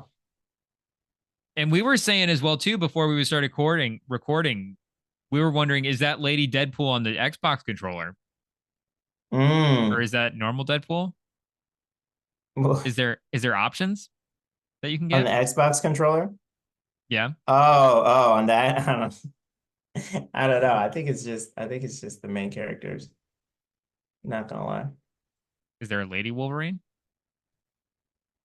Yeah, who knows? Whatever floats your boat, man. Can I get a Black Widow Xbox controller? Oh gosh. Okay. Wanda? But yeah, really good movie. Go out and watch it, support. Yeah, probably the best thing I've seen from Disney since Andor, for sure. So, Wow. How you many new know. movies have you seen this year? Um, You saw Inside Out 2. yeah. I So guess that's only Disney Pixar. movies. Yeah, I guess technically, yeah. I mean, Inside Out 2 was really good, but What have been your theater movies so far? Inside Out 2, I watched My Greek Wedding, in theaters. What else did I watch? I don't think I went out that much to the theaters. Which ones have you been watching? Well, I just wanted to know where Deadpool stacked up in your new movies for this year as well. It's probably second behind Inside Out. Inside Out was really, really good. Wow. It's close though. It is close, but yeah. So I need to actually watch Inside Out 2 because I think it's on Disney Plus now. Mm, Should I should I watch it tonight? Should I just throw it on definitely. after? Yeah.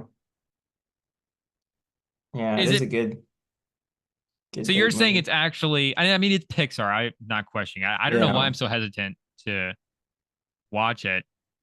I've just been watching so many old movies lately. I But don't know if I'm ready to get back into the modern day, but I'll give it Inside Out 2 a chance. Did you go see Dune 2 in theaters at all? oh yeah, I did see Dune 2 in theaters. Yeah, you're right. I did forget about that. I put that third. I put it behind the other two. It was decent. Planet of the Apes? Did you go see that one? No, no, I didn't. Did you? No, I was just looking at other I was just looking at the highest grossing movies Yeah. so far for the year. What was the other one you said you went and saw? My Greek Wedding, My Oh Big yeah. Greek Wedding, 3. Was that a 5 star? It was like 2.5. It was okay. Mm. I think the first one's like iconic, but First one's sometimes I really have good. sometimes I have a hard time getting into the Yeah. second and the threes. First one's pretty good. Pegasus 2, Mm. Chinese sports comedy drama. Whoa, what is this? Mm. The film tells a story of a driving school coach and potential rookie driver who set out to compete in a rally. Mm. Pegasus 2, it says on Wikipedia, the sequel to Pegasus. Pegasus 2. Should we watch Pegasus 1 first? Yeah, no. I Directed was by Han Han. watching, so the new Joker that's coming out is making me go back and watch the old one. I'm watching that right now. Oh, did you watch the trailers Yeah. for that? The new one, yeah. Yeah, it looks pretty good. Looks pretty good. I'm more interested watching it. I'm more interested in the universe that he's in. Like, what Batman does this fit with? And I did obviously, we did do the Google search and see that it's not the same universe as the Batman movie that just came out. Is there going to be a That's a Batman in different this? world. But, well, I mean, watching the first one, I've gotten through part of it, but I've seen Bruce. He's a little kid. I haven't finished it though, but But is there maybe there's like a Thomas Wayne Batman?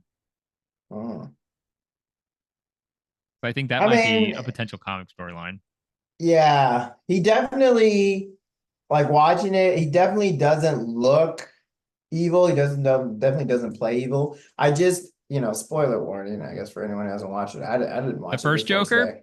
Yeah, I'm only partway through it. I think I stopped at like he just finished talking Wow, to you haven't seen Wayne the in first the Joker yet? bathroom. Yeah, I hadn't finished it yet. But I will say like they're making a clear push to not make him look super, super evil. Because I thought the scene early on when he drops the gun in the children's hospital, like they definitely could have stretched that out. They did it like super quick. And they could have definitely stretched it out to make him look like a lot more evil than he was.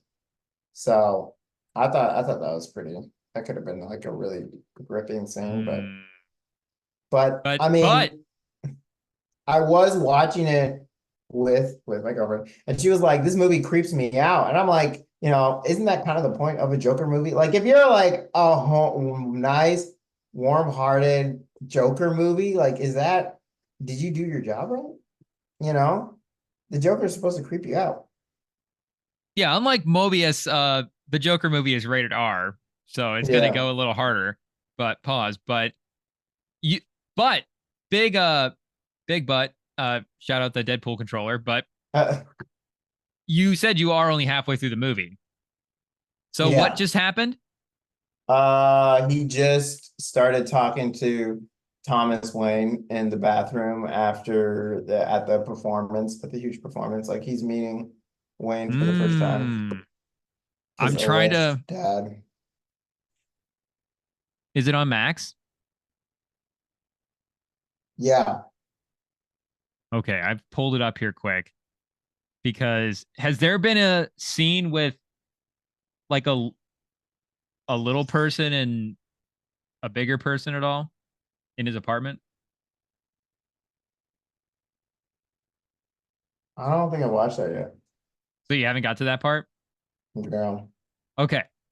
So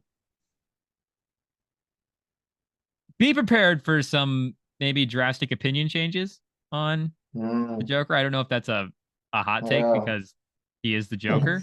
I'll take, yeah. No, I mean, I'm waiting for it, but I'm saying at this point in time, like early on in the movie. But I get what you're saying. And I think maybe I wouldn't be surprised if that was still your bigger takeaway throughout. Oh, I forgot I had the HBO with ads. So I'm going to be able to. Oh, he's skipping.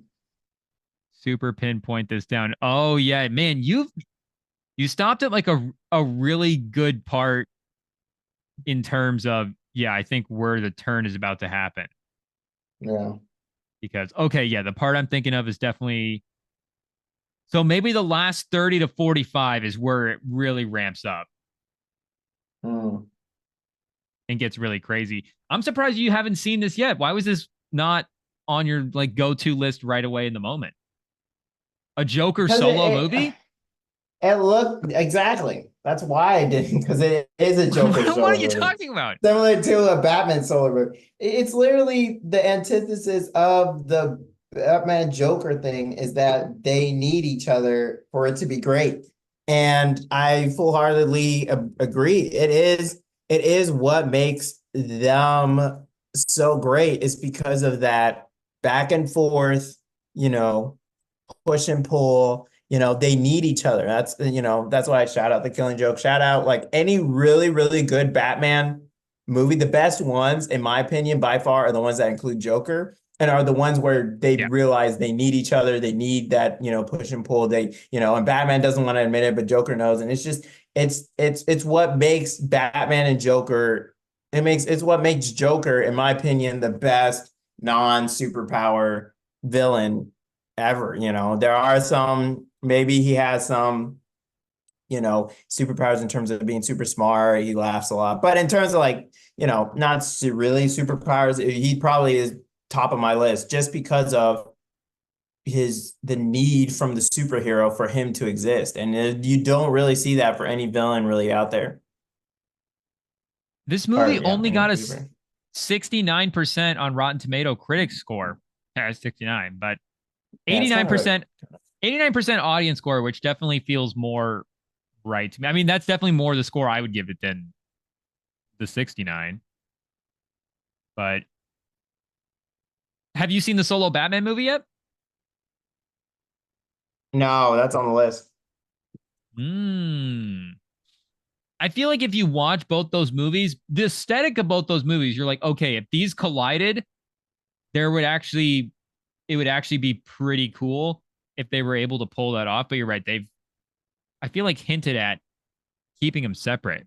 But you No. watched this Joker movie because you watched the trailer for the Joker 2 and was just wanting to see that?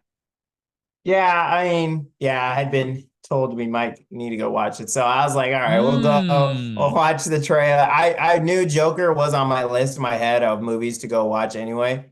So, Yeah. you know, Well, there's a reason they call him your better half because she's making you go watch Joker. So there you go. the fact that you haven't seen and Joaquin Phoenix, are you a Joaquin Phoenix guy? He's okay. I definitely think this role, he definitely works. I mean, I think he's He built perfect for for it. it. Yeah, he's literally built for it. Um, Let me see. Is there much else I've watched him in? Have you ever seen Gladiator? No, I never watched her either. Oh, you need to put Gladiator on your list as Yeah, well. isn't Gladiator 2 coming out? Yes. They got a lot of big names in there too. What's his Denzel? face? Denzel, the Mandalorian guy. Grogu? I wrote no, Mandalorian actor. Oh, Pablo, right? Oh, would it do better numbers if they had Baby Yoda? Mandalorian. Wait, you know who I'm talking about. Pedro Pascal? Pedro Pascal. Yeah. No, exactly. But yeah, no, I haven't. Man, Joaquin Phoenix has been acting for a while. Well, yeah, Gladiator was like 2000. Yeah. No, I mean, he has like a 1987 movie here, 1997, Whoa, what's the Rotten Tomato score 2001. on that Yeah, one? 1987 Ruskies. There's no rating. Oh, there is 14%. Yikes. Oh. No, no, Joaquin. So don't No. start your Joaquin Oh Phoenix no, run on no. the beginning. That sounds like some Denzel Valentine kind of shot. No, no, no, no, no. Did you ever watch her? Nope. HBR, the one with I think that was the one with the AI. No. Yeah, he like has a AI that he falls in love with, and then it's like a whole thing. I thought about maybe watching it, but I was like, eh. But no, I never watched Gladiator. Gladiator is honestly his first good movie because, well, that's not strong. I shouldn't say that because I haven't seen these other movies, but just looking at the Rotten Tomato Yeah. scores 50, 42, 76, 66, 63, 51, 74, 68, 52, and then Gladiator. Even though a 52 on 8mm, this Nicolas Cage movie is definitely on the list to watch. We need to do a Nicolas Cage run at some point. But Mm, do we need to start like a Rem and Sam movie club where we start yeah. getting you watching old movies? Hey, I have a whole list. What's on your list right now? Can you give us a preview? Is it all list that is it a list Um, via the lady, or is it are there personal interests on here as well? there's definitely a whole lot of personal interest. I mean, I built it like years ago. The main one I gotta watch first, outside of everything, is The Truman Show. I really want to watch that. Yeah. Yeah, definitely. But I also got Vertigo, Taxi Driver, Dread, Prince Richard, Don't Look Up, Spread, Ocean 11, Mean Girls, Kingsman 3, Mean Girls. Citizen Whoa. Kane, Grease, Swingers, Into the Wild, Whoa. Capernaum. What? Swingers. Pride I need to give you and my Glory. The Truman Show. Do you have Revival. Paramount Plus? Mm-mm. Mm. Well, fortunately, IT has a Paramount Plus login that you can take. You know, IT, if you could just give Sam your Paramount Plus account and get yourself a new one, that'd be great. Thanks. there we go. Hook us on up. We'll be talking about it. The Truman Show. So yeah, just do like just pick it. Maybe pick like an actor is a good way to do it too, and just do like the actor run. Just do the Jim Carrey run, and just watch 3 or 4 of the top movies.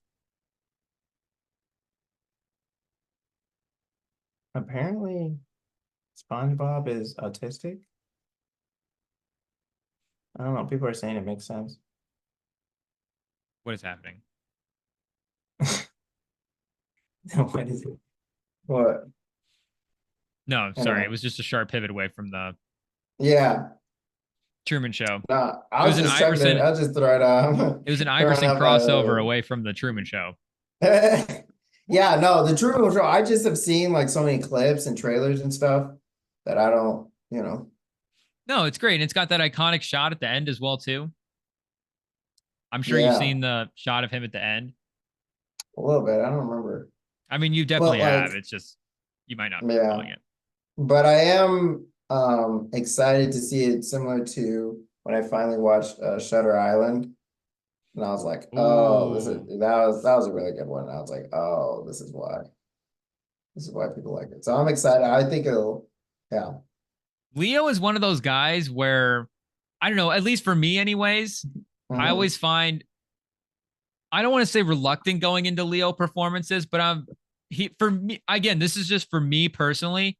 He's Mhm. not one of my A plus go to actors. He's definitely in that second tier, but he is one of the guys when you watch the movie, you're like, why is he not in my A plus tier?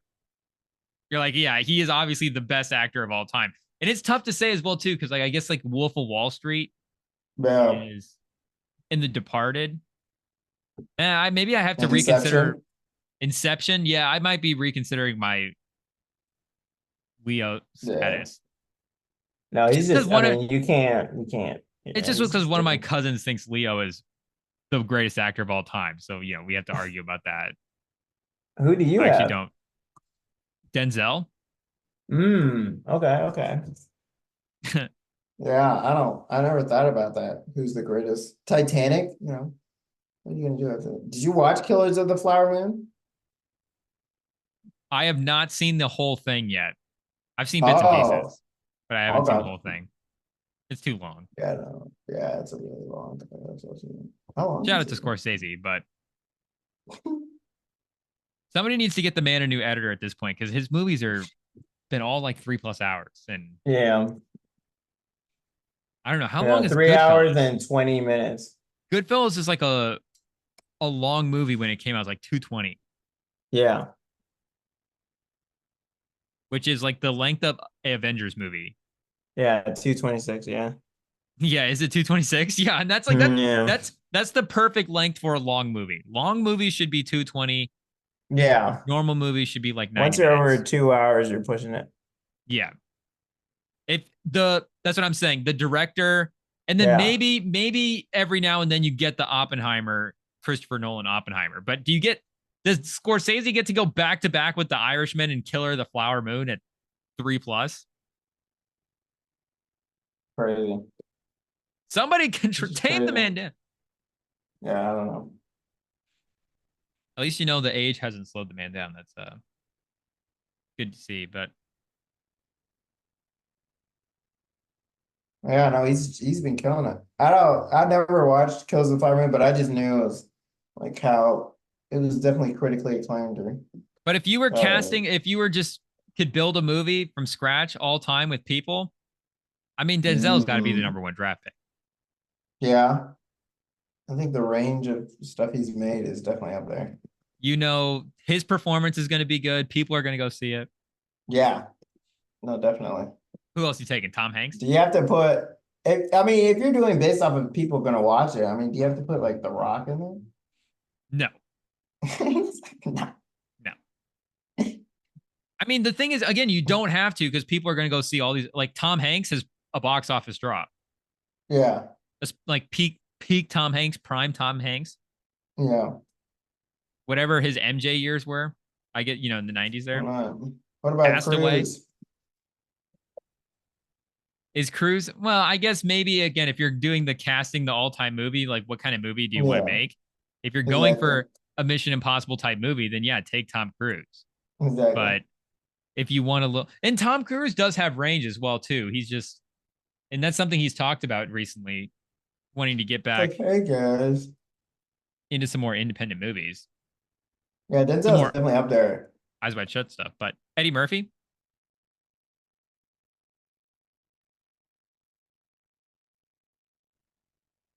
Do we have any love for Matthew McConaughey? Marlon Brando. No, Matthew Who am I forgetting? McConaughey. Jack Lemmon. Jack. I definitely think, yeah, oh, you're going all time. Okay. Well, we got to give respect. Marilyn Yeah, Monroe. you're right. No, you're right. Jane Al Fonda. Pacino. Al I'm Pacino. Give me Denzel and Jane Fonda. Let's go. Mmm. Have they ever been in a movie together? Maybe Jane, what's that Jane Shakespeare Fonda. movie?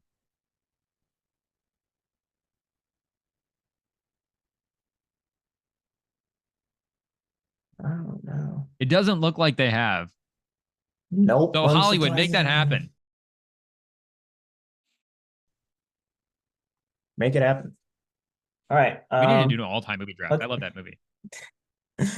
let's mosey on into political Yeah, we need to corner, go to the corner. corners. Um, First corner. I just want to touch on politics a little bit because we're having, some of the craziest movement in American history ever.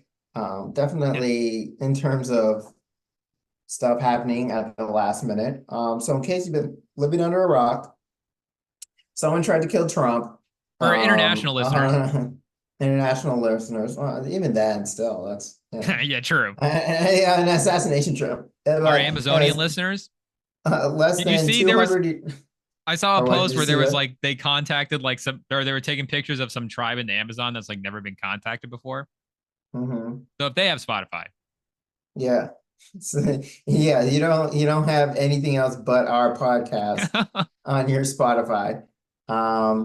There was an assassination attempt on Trump a couple weekends ago, less than 200 yards away from him, and then somehow turned his head, survived, and then a couple days later he announced his VP pick, JD Vance, a really extremist on right-leaning guy. Used to at one point called Trump America's Hitler. So, just a fiery guy. A lot of Apparently on passion in Trump's JD side. Vance.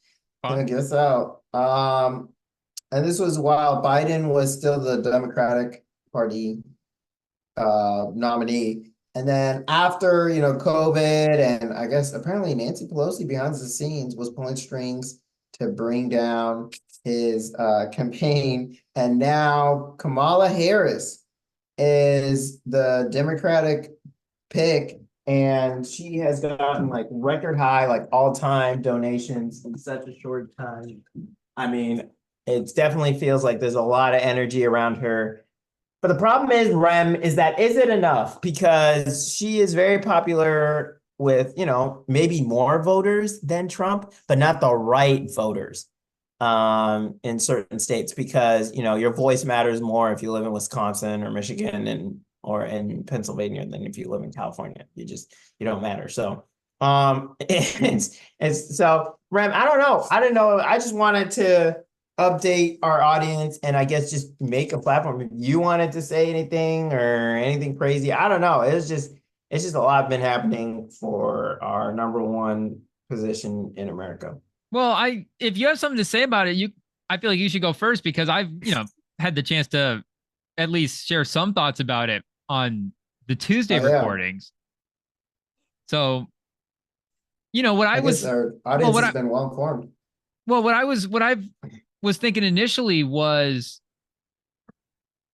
at the time he dropped out, the race was, the race was basically solidified to Trump at that point, and it looked like he was going to win. So while he's giving up the nomination, he's not really giving up the election in a broader sense.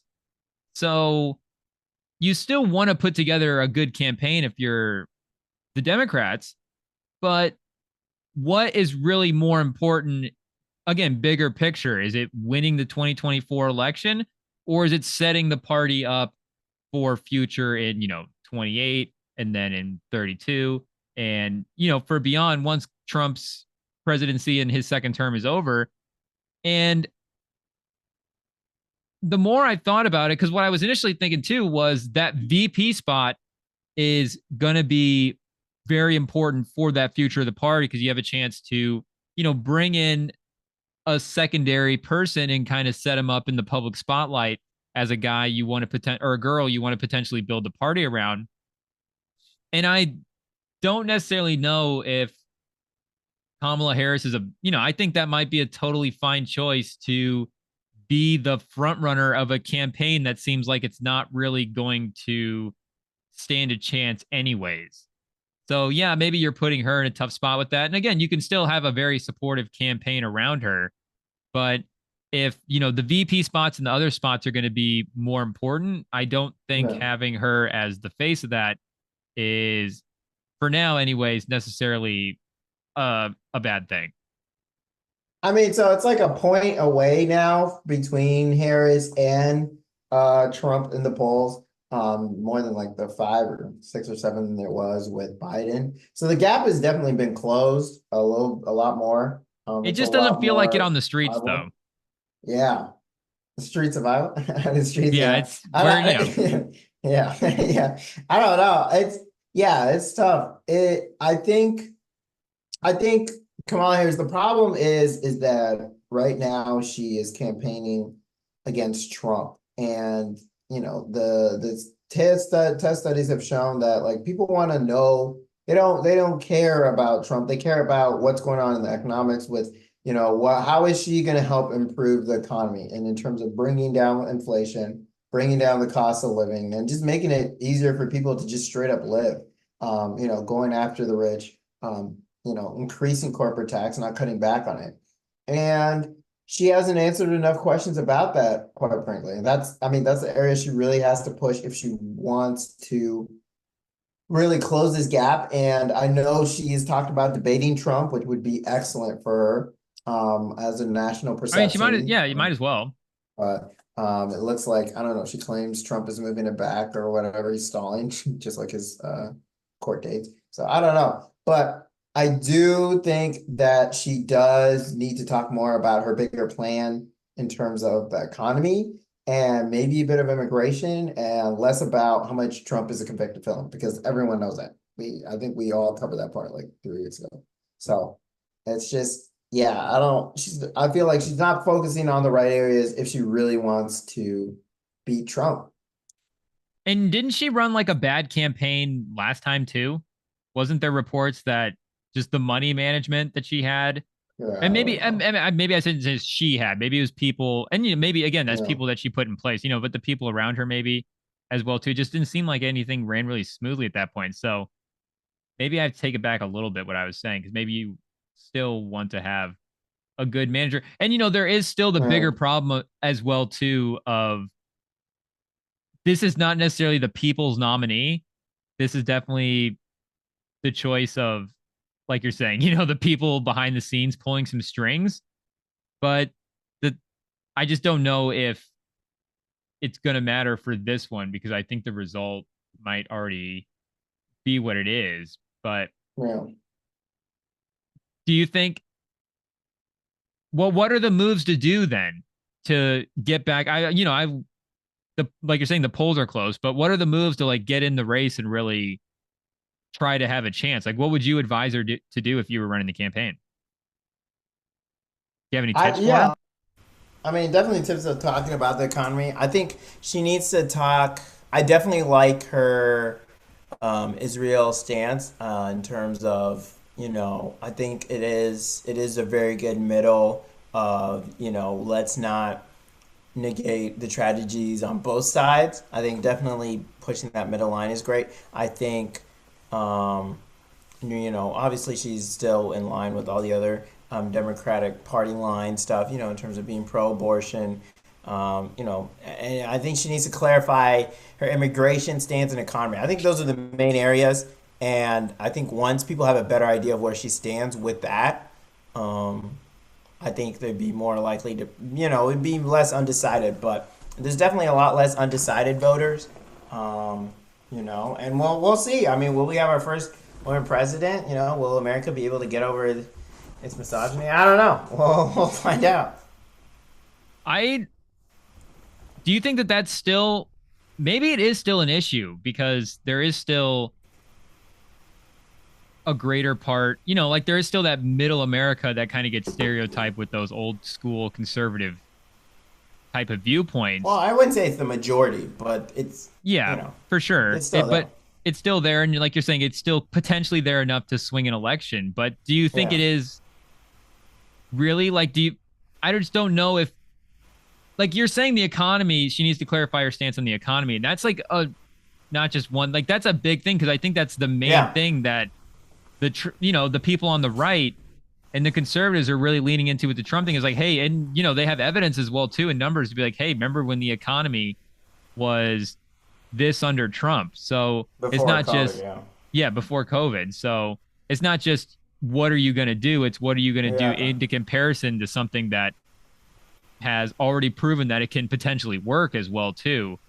So what are the ways that, like, what would you say are the strategies to, because I mean obviously when you're doing it you got Yeah. to take down the other side. So what would you do to say to combat the other side for this? Well, I think you need to first talk about increasing taxes on the rich. I think we need the taxes to be paid it needs to be more proportional in terms of how much, the bigger people are paying, the big people who have millions are paying compared to others. I think, it's just ridiculous when you look at how much wealth the 1% has over everyone else, and it's Come just, on, buddy, help a COVID brother, caused that. help a broke brother out like me. It's bad. Flip I me if you don't.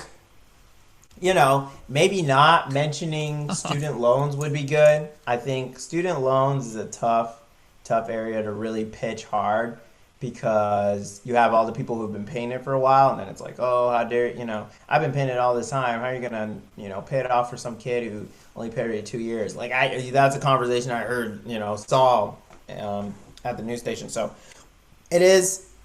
It is something I understand for older voters of a little resentment about that. So I would stay away from the student loans, but I would go after the rich. But the problem is that when you're in that kind of position, can you?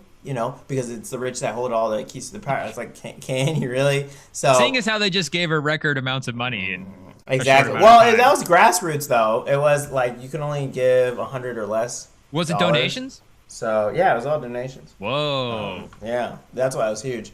I think you can go. I think you can also continue to be pro America. I think you can be like, we want our companies made in America. I think at her, like as that person, she can continue Biden's legacy of being like, no, like kick TikTok off. And as a piece to give those big companies like Instagram, like Facebook, some of the rich guys, tech guys, pushing out their competition and being like, no, we want America built. Because when you look at, and it's really interesting, one of my favorite things when researching like political stuff is to see the Democratic governors who have won elections in really red states. And it's because they're able to find like that line right down the middle where they're able to incorporate enough stuff being like, yeah, we want to be made in America. We want to, protect our state. We want to do these things. But, obviously not all the way going right, but enough that they have that middleist kind of thing. And I think those are the kind of politics that are really going to help because, I mean, maybe there are some states we haven't seen as much coverage, I guess, on states that are really blue but have red governors. I mean, but I think those are the campaigns that she's really got to take notes from because it's already done. I guess that's the blueprint for her. And there are options of I think the Pennsylvania governor. He's one of the top guys, and in a state that I think might have been a little bit more red, a purple state. But I think she really has to get advice and tips from the governors who have been able to win these red states because there's been a surprising number. I think there's definitely like 4 or 5. Like there's a surprising number of blue governors that have won red states, and and they found strategies such as one of the biggest ones is America Made, which I get it why people maybe want a globalization, but if you do support that, that's one of the bigger policies from Trump. So if you say the same thing, that's something to take off another thing to take from his plate as well. The two things that I have in my mind when I'm thinking about where I'm trying to vote is because like we've said, I'm still pretty undecided at this point as well, especially after like you're saying, just one of the craziest weeks. And now we have new candidates in the race. So there's just, whole new set of options to consider. The way she handled some of the convict stuff where she was saying she was going to be pro policies this way when, back when she was wherever, like district attorney of California, whatever. Yeah, exactly. But still, there was still certain, like I think, I want to say in the 4 digits of people convicted under policies that she was saying, she was just flip-flopping back and forth on. And the people's nominee thing is a real concern, not from the fact that it's her necessarily, because I mean, there's a good chance that the people would still vote for her, but the fact that that's in existence where the president would potentially be, and not that being influenced by these other members is necessarily a bad thing. Like the government is still working together, but the president having some sort of where there just seems like it's, a little less sketchy with the, like you're saying, the string pulling and the fact that like, the people didn't have a say in this, I think is a real thing. I think there still has to be a voice of people. Like I'm saying, it still could have been her. And I don't necessarily know how you go about and undo those things. And maybe if if the policy stances come out and it's like, oh yeah, these things are all good, then for me, I think it would be like, okay, you potentially look past those. But I do also wonder if those clarifications will come because I feel like those have also been things that have been up in the air for a while with her as well, too. So I do think a debate would be good. Just again, as an undecided public person, and that's what debates are for. Like, I actually think this would be a rare election for me where a debate would be pretty helpful. Yeah, I mean, we don't know Kamala Harris as a presidential candidate. Like, I mean, we saw that short campaign, but as her now. I mean, and also her political career has been really short. I mean, she won once as a senator and then, once as a VP, and then now once as a president. Like, talk about promotion every single year. Is she But, Judy Reddick? yeah, but I would say if she does attack Trump or go after Trump, I would say that the Project 2025 topic it's got to be it's something that scares Trump. I think it is something that scares Trump as an issue. That's why he addressed it on Truth Social and like actually said it. And just the number of his staff that are connected to that and the way they've talked about it. And then, the quote of, it'll be bloodless if they let it. They're not letting it back. And then you can tie that in with the January 6th things going on, that there were people rioting and stuff like that. I think that scaring people is, again, we don't want to use fear tactics, but being like, hey, this is someone whose supporters say they won't support the election, whose many of his staff work for Project 2025, which strips away which gives the executive office a lot of control, an executive office that just received immunity, blah, blah, blah. Like, this is the people he has surrounded himself with. Do you want this guy in office? Like, that, if you got to attack, it's got to be pointed. It can't just be the convict stuff. We know the convict stuff. Everyone knows it. People don't care. People don't care. There's videos of people at our rallies being like, hey, you want a convict as president? Yeah, like, people don't care. So I think the Project 2025 topic is at least something that at least undecided voters and maybe more of the uninformed voters wouldn't really know. And, of course, the hard right, whatever. But I think just because they're loud doesn't mean it's a really big group. And so I think that's how I think you can definitely flip some voters is focusing on economy, focus on going after the rich, made in America, maybe even a little bit of tough on crime, as a DA, if you want to be a little tough on crime, maybe mention some immigration in there, because something has to be done about that. But I think that if you do have to go after him, go after the Project 2025, point to how many people were on his staff, and, mention how, the parallels to January 6th. And I mean, I'm in this group of people that didn't really know about Project 2025. I was just barely looked it up a little bit.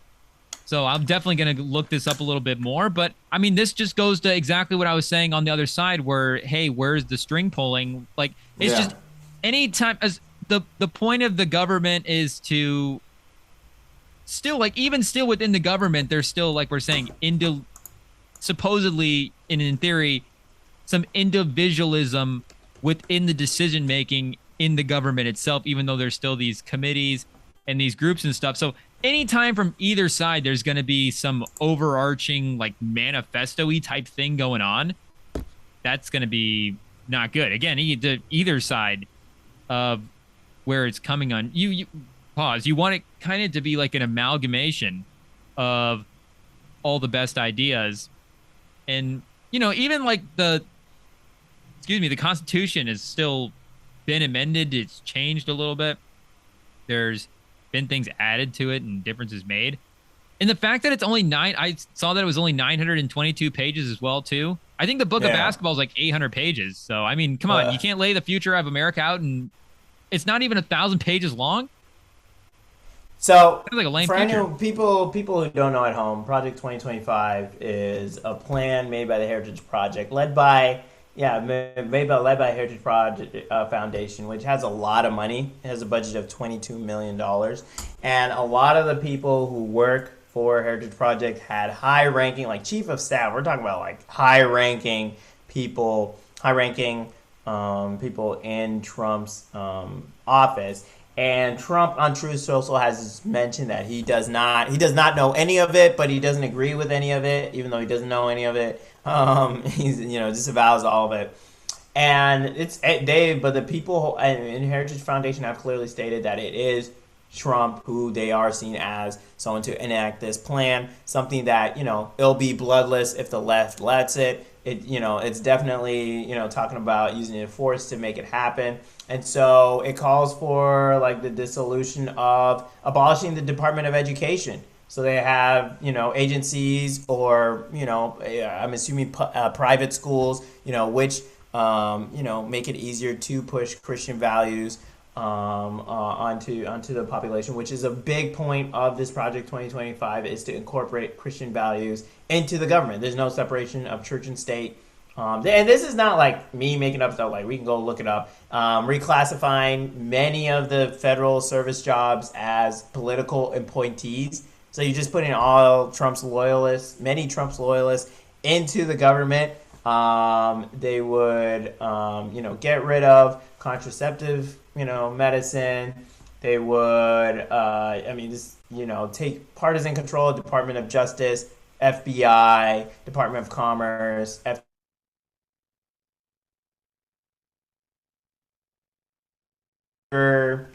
get rid of many of the climate change rules and use a lot more fossil fuels. So, it's just, it is very much, recommends arrest, detention, and deportation of immigrants. Something that Trump has said that he does plan to, detain the 1 million, 2 million, and like many of the illegal immigrants, just detain everyone. So it's been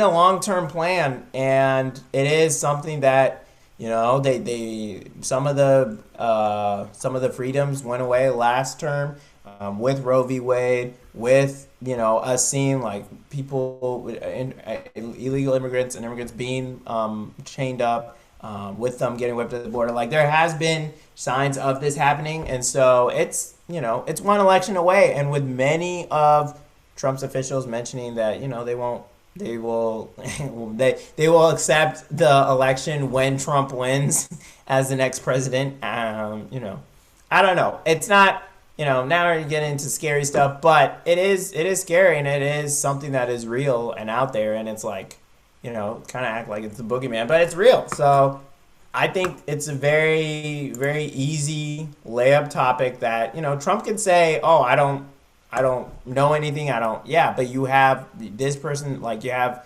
these many people who are close ties with you. And and I think JD Vance too, he has said some stuff.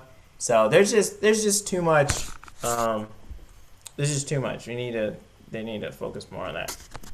And JD Vance is a Buckeye as well too, so that's never a good thing. But I mean, it's a tricky thing with stuff like that too, because we should clarify for the people at home as well. Like, me and Sam, like, we were raised in Christian homes, like, we're, raised in church going homes. Like, we're not against these things being instilled in, people living their lives this way. Like, these are good things, but I don't think you necessarily do that by overhauling the government. Again, I think you do it by how you just live your life, and the way those things are brought out in government. If they're, we both believe in separation of church and state, but the way that they would be brought out in government is by trying to show compassion to people and trying to do what's best for the greater population, and not necessarily through, the direct legislation in certain things. Like, there's individual changes all over the place that you could make, but again, just massive overhauls, and again, just like one foundation being responsible for the direction of a country like that, just, it seems a little fishy. Even if they're, again, saying that they're pushing Christian values. I mean, big organizations saying that with ulterior motives look at the Catholic Church, has not necessarily been a surprising thing. So no, it's just, it's very worrying. I don't think it's very worrying, and it's something that needs to be brought more light to. And just because it's so many people within, we've already seen hints of this happening with his last term, and we'll see. I think the problem is that I don't know if the right people in the right areas know about it, and so We just need Harris to correctly educate people, as she falsely claimed it's a plan to cut Social Security. It's like, no, to cut Department of Education. Trust me, there's crazy stuff in there. We don't need to make crazy stuff up about it. So anyway, shout out. So do you Kamala know? Harris. Do you know what you're going to do at this point, or are you still undecided like me? Oh, who you're voting for? Yeah. It's. I mean, I think I gotta. Yeah, I think I'm probably left leaning here. Shout out to living in California, but so yeah, I don't know how much the vote will matter, but yeah, I think I'm pretty staunchly with Kamala Harris. I think when it was Biden, Trump is definitely a lot tougher, just because of wanting change, and I'd love to hear more about Kamala's plan for the economy, but just I mean, I guess having someone who it's a little more energy, can attack more. It's just hearing her speak, it's definitely, I don't know. We'll see. It's close. It's close. But if I had to coin flip right now, it'd probably be more Kamala Harris, just because of her. It definitely feels like she knows what she's doing, and I think at this point, I don't. If Trump means that we gotta lose a lot of freedoms, and someone else is saying that we're adding freedoms, then it's pretty tough. I just wish we had a little bit more Bernie Sanders on that side. We need to get rid of the rich a little more. They can't shut down Kennedy High School. It'd be tragic. We'll lose Linmar.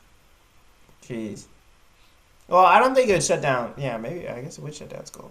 I don't know how it would work at state-to-state level, but it would encourage privatized education more, which they could take Wash. Iowa has been pushing for. So, gee, I don't know. Now, the interesting thing, as a segue into our Pearson Truth, is the VP odds for Kamala Harris, and something that I saw. Do you have anybody that you were talking about? Some. Oh, sorry. Well, the main one I mentioned was the Pennsylvania governor. I think he's like the #1 pick right now. Okay, but that's kind of the guy I was looking at too. Yeah, if I had to put money down. But the one that I did see that I saved was Nick Saban, 250 odds. There's a sports book. George Clooney. Clooney, you can go put odds on Clooney.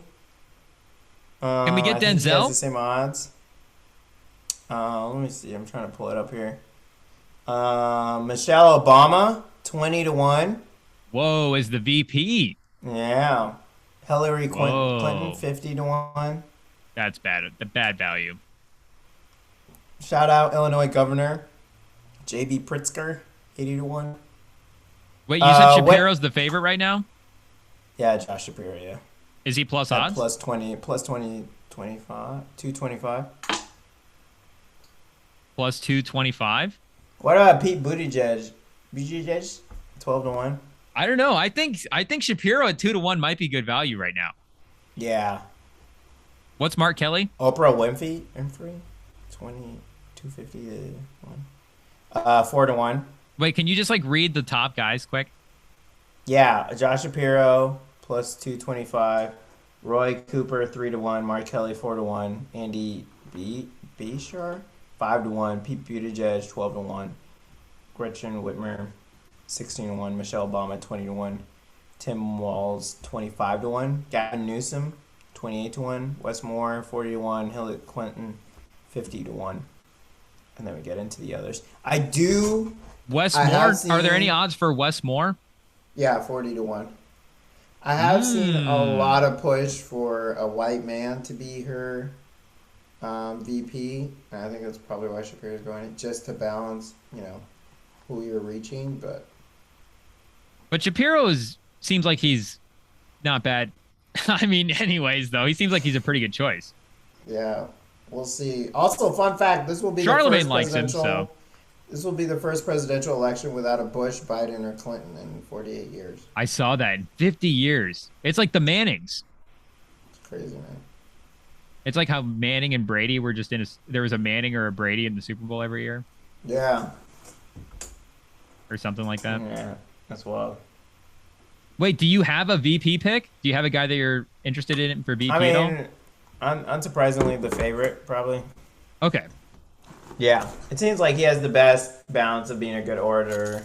You know, it's really good state. Even if it's not, even if the last couple of years it seems like since I think Lyndon B. Johnson, like the VP Whoa. has not helped the presidential guy win the state. I think this could be a year where it could really help. I mean, it's really different Yeah. this year. Everything's topsy-turvy. No, so, I think Pennsylvania 100% would vote for Shapiro if he was VP. yeah. Plus, is he a whiff presidential to you?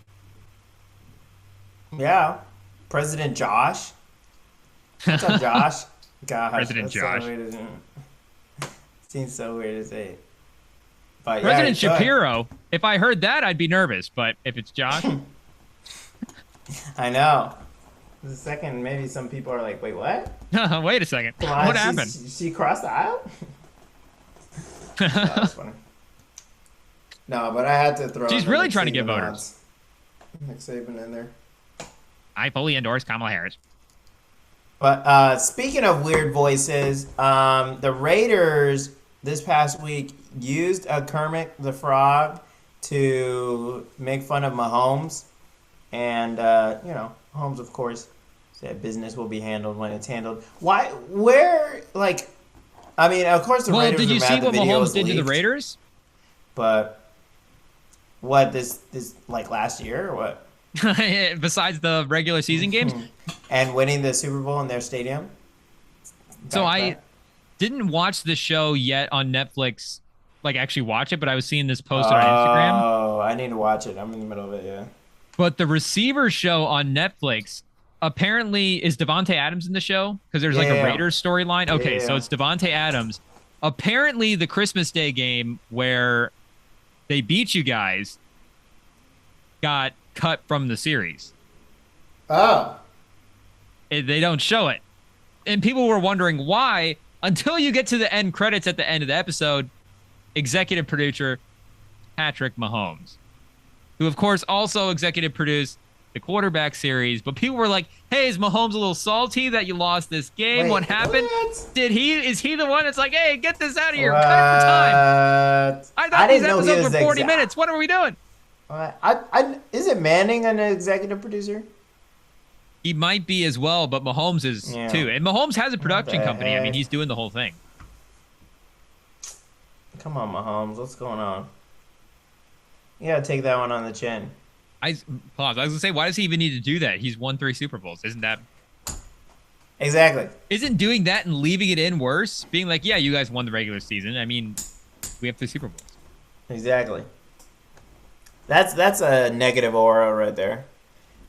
Speaking of, Wait, so what were they playing the Kermit the Frog voice in the loudspeaker? What was this? No, like they were just at practice and someone was using him like Kermit with like the Oh. hair and a jersey and they're like, eh. And then I guess the video wasn't supposed to be leaked and they're like mad at the person for the video getting leaked. Yeah. Well, don't do it in the first place, buddy. Like, Yeah, that's exactly Y'all what just you want to are do really as the Raiders is make Pat Mahomes mad. So good job. with Aiden O'Connell under center next year. Oh, who's their quarterback? Wait. Well, it's a Aiden O'Connell, Garner Minshew battle in camp right now. Man, yeah, because you didn't draft anyone. That's a yikes. Anyway, it'll be fun getting that win in Vegas. But yeah, speaking of Aura, is Aura used? Overused? Hey, it just So no. every other post by like sports like top accounts, it's just like aura. Like I was just seeing LeBron with the flag or whatever, and they're like, oh, he's got so much aura right now. It's just crazy amount of aura. The aura. What's your over under for aura Olympic posts? They 20? might use aura every other post. I feel like the sports social media managers for like the sports highlights pages way overuse any sort of trend that's going on in like captions or things like that. They're like, we'll just use it until people stop liking it. Yeah, pretty much. I'll never forget, speaking of McGavin Mahomes, when after the first Super Bowl he won and they put up a Jesus graphic And like I think they got so much blowback they took it down and they're like, oh, Whoa. and I had never seen that before. That's true. I feel like they usually stick to their guns, but they Yeah. usually don't get religious either. I mean, Yeah. just make your next athlete just like post a Muhammad or something. Balance it out. Just be like, hey, we'll show love to everybody. A Buddha? I'm dead. Here's the clip of the Kermit happening. Mm. Can you see it? Oh yeah, it's still loading. Oh, come on now. Uh-oh. Oh no, don't crash.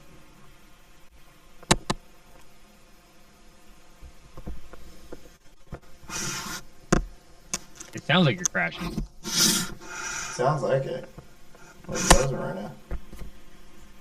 Oh no. I was just trying to show the video. I don't know why it's... Are you stuck in this mode? I'm just stuck everywhere. Can you even see me? Is my camera working? You look fine. Oh, there we go, there we go, there we go. Up, up. I mean, of course, Sam always Okay, I looks don't fine, want but to. oh. Oh, appreciate it. IT, step up the Wi-Fi speed here. What are we doing? What Get is Sam, that, IT? get Sam an Ethernet cable.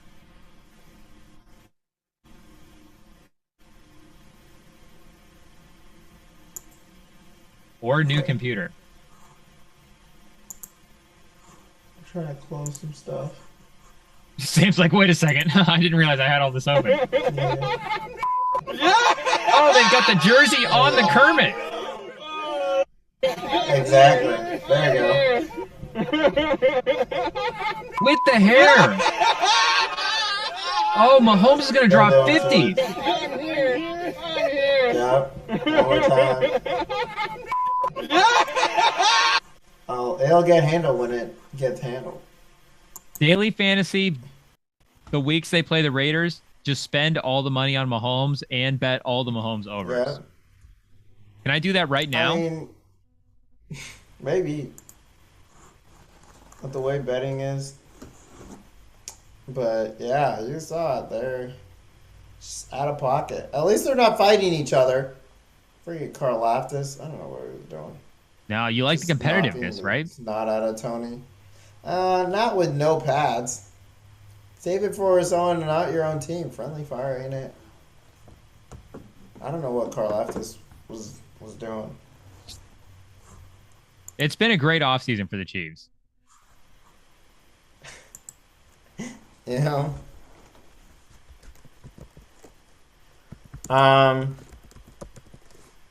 Let me see here. Something else that's going on this week.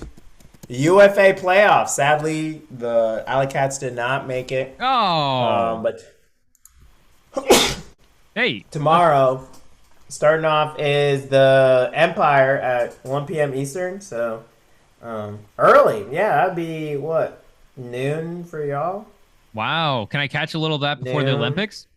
10 a.m. my time, maybe. The Olympics tends to be all day. But anyway, 1 p.m. Eastern is the Empire, reigning champs, taking on Boston Glory, led by their former MVP, Jeff Babbitt. Jeff Babbitt. Revenge game? Yeah, revenge. Who knows? It is going to be in Boston. So Empire, the reigning champs, have to go on the road to beat this team. Then later that day in Seattle, Oakland will be taking on the Seattle Cascades up in Seattle. So Oakland, first time in like 5-6 years that we've been in the playoffs. Got to take on a team with the highest paid player in the league, Khalif El Salam, great player. And then Sunday, or also that Saturday, California Flyers, who have been, one of the top teams in the league, are hosting the Austin Soul. And then later that Sunday, we'll find out, or the next day, we'll find out who the Windchill are facing, as the Chicago Union will be visiting the Madison Radicals, who knocked off Alley Cats to get into the playoff. So, some good matchups. And we'll be betting everything against the Radicals. You're just out. They're that young, athletic. Like you're not.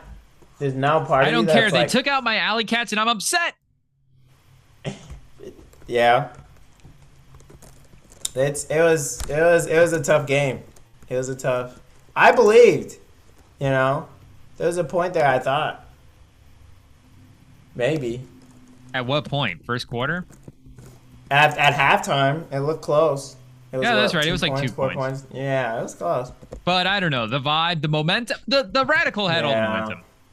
Yeah, no. Once it came back, it just broke. Also going on is the World Junior Ultimate Championship, under 20. Shout out to iHug player Mario Ortiz, leading the Mexico team right now. He's cooking over in Birmingham, UK. So shout out to him. And then we did have one player who was invited, but he did not make the team, which, it's a really, really tough team to make. But Yeah, I mean, the invite's a crazy honor. yeah. Yeah, no, to get invited is wild. Let me see here. I believe America is in all of them. Still in the men's, open and mixed, but I'm trying to confirm that right now. IT's trying to get me the results, but they're not doing a great job of it. So,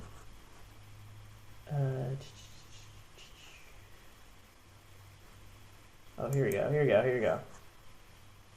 5 scores and game results. That's what we need. Shout out World Flying Disc Federation. We got to figure out a better system to show the games. Like, it shouldn't be made on something that was like first Amazon, made before scoop I was up born. the UFA. Why not? Get Why in now. not? I'm not even joking. I'm serious. Good investment. No. So tomorrow are the finals for each of the divisions. So each of the divisions America has made it to the finals for all of them. So mixed, it'll be with men and women under 20. It'll be Canada playing USA. Open, it'll be USA playing against France. And then finals for women's, it is USA playing against France. So yeah, it's the finals for that. Trying to see any close scores. France barely getting out of quarterfinals. I want to say 5th place, beating. Oh, that was the mixed team. But yeah, it was. Yeah, they barely beat Canada. That's what the semifinals. It was a 3-point game between them and Canada, and France. France gets the win over there, 15-12. But yeah, most of the competition going to chalk. No really huge upsets. There are a couple. I think there's some zeros. There's 1 or 2 zeros in here. Ones. They're just kids. They're just all trying to learn. So. And Canada is basically French, so you can't blame France too much. Yeah, there is a good chunk of Canada that is French. But shout out to USA. They'll be playing tomorrow, and then we have, of course, Olympics going on. So it's just patriotic spirit. Just a whole lot of patriotism. I'm ready to lock in. I can't wait because I mean the last Olympics was a COVID Olympics too. So Tokyo, yeah. This is our first real Olympics in 8 years. Yeah, almost a decade. Well, because Summer they Olympics. played. Oh yeah. They still kept it on track, but yeah, it was still. I was thinking they had a year break. They might have, but it was still the COVID Olympics. Yeah. Yeah, and then speaking of Olympics, it still had a little bit of soccer. There was Argentina got beat by Morocco, where they had players. So Argentina had scored a goal to tie the game, and then fans rushed the field, and it was unsafe, and they had to stop the game. And then they discovered that it was offside, and the game was they have extra time, and it was well into extra time, but they still made them go out and play it again. I think the 2 minutes. So they came back, played it. Morocco goes on to win, but kind of crazy, fans fighting. And then something interesting on the women's side, the Canadian women's soccer coach got fired today or yesterday because of one of their team employees using a drone to Yeah. film another team's practice. So 2024, folks, we're using drones to film, and it's kind of funny because 2007, that was the Patriots. yeah. Well, was that a drone? I thought that was just a camera in the I thought maybe there was some Spygate? drone stuff later on. I feel like there was some drone stuff in Spygate? the NFL at one point. Let me see what Spygate was, but Is Canada soccer going to hire Belichick next? maybe. But they had they used the drone, and at first it was like, oh, it may not be anyone, and then it was like, oh, it's some non-essential staff, and then the coach got fired. So I don't, yeah, it's crazy, but at the Olympics, the Canadian national coach is kicked out. Connor Out of Stallions there. all over again. What? The Michigan guy, sign stealing. Oh yeah. They're doing a Oh, with Netflix y'all in Untold. Michigan? Really? With Connor your Stallions. guys? Is that the guy on your staff? Yeah. Well, he's not on the Oh, staff gosh. anymore, but yeah. Yeah. And neither is Harbaugh. There you go. So you don't even. Do you actually worry about that championship banner being taken? Not really. Yeah. Seems like they kind of just got the suspension, and that's kind of it. So it looks like. Um. It looks like they were just videotaping from their sideline. The like players and what it was. Wow, it looks like we never know how big Spygate was because they smashed all the tapes. Similar to um, Tom Brady smashing his phone. Um, Can I just throw this out there too? I don't know if this is a well, crazy way to wind this down, but I was thinking about this. You brought up drones, and there was a report that for that Trump shooter that he was flying a drone around the event beforehand.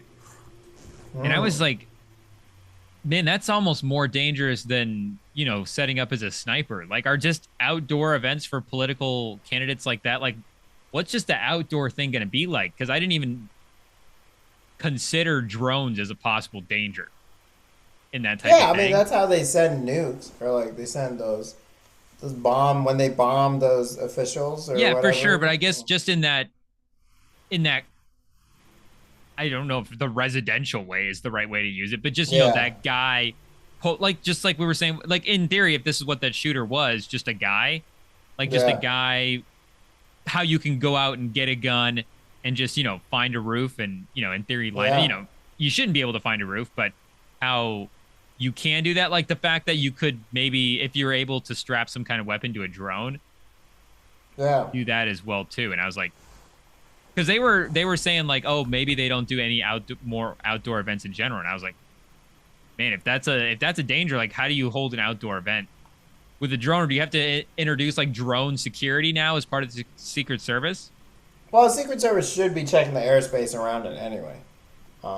But And that's now why do they you actually have like to have airspace drones? gauges on I'm the saying wide like, do you sides. have to have drones deployed as part of the Well, no, you like thing? send out radar and stuff. Like they have waves. They don't have to send something out to figure out if there's something up there. Then you risk a rogue drone. Well, you risk a road drone coming into that airspace. That's why you make a perimeter. I think we're thinking of drones differently. I'm thinking like a remote control drone, and you're thinking like a Yeah. drone strike.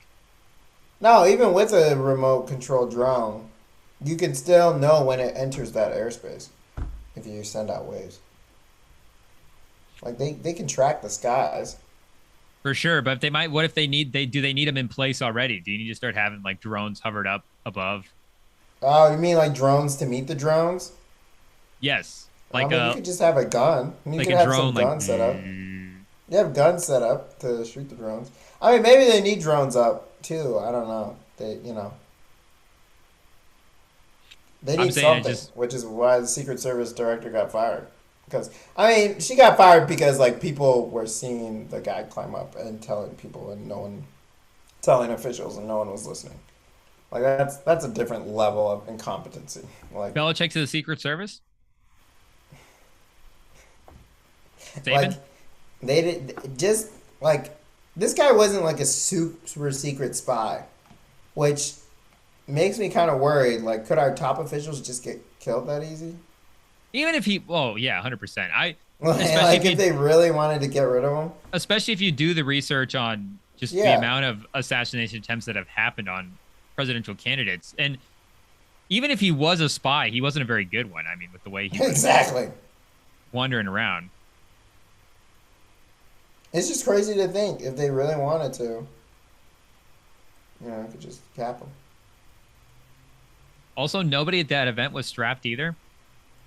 I guess they take all that stuff away, but Yeah. one guy sneaking in there with something on his ankle or some crazy, Well, the guy did get killed instantly, so yeah, no. And I mean, yeah. clearly they had the ability to do it earlier as well, but Yeah. clearly taking him out was not a problem. Yeah. It They was need a just citizen to actually do it. stopping them. Is that, do they get charged with a crime if they stop them? That's a real question. I mean, but do you even have to kill him? Like, what if you just shoot him, like, I don't know, a couple times? Can you just pop, pop, pop? Well, if he's laying on the ground and his like head is what you see, his head and shoulders. Like, But you've got multiple snipers, and while he's, I don't know, while he's setting up, can you, like, get his leg a couple times? Pop, pop, pop. And well, then, that's the problem is they should have gotten him before he even climbed up.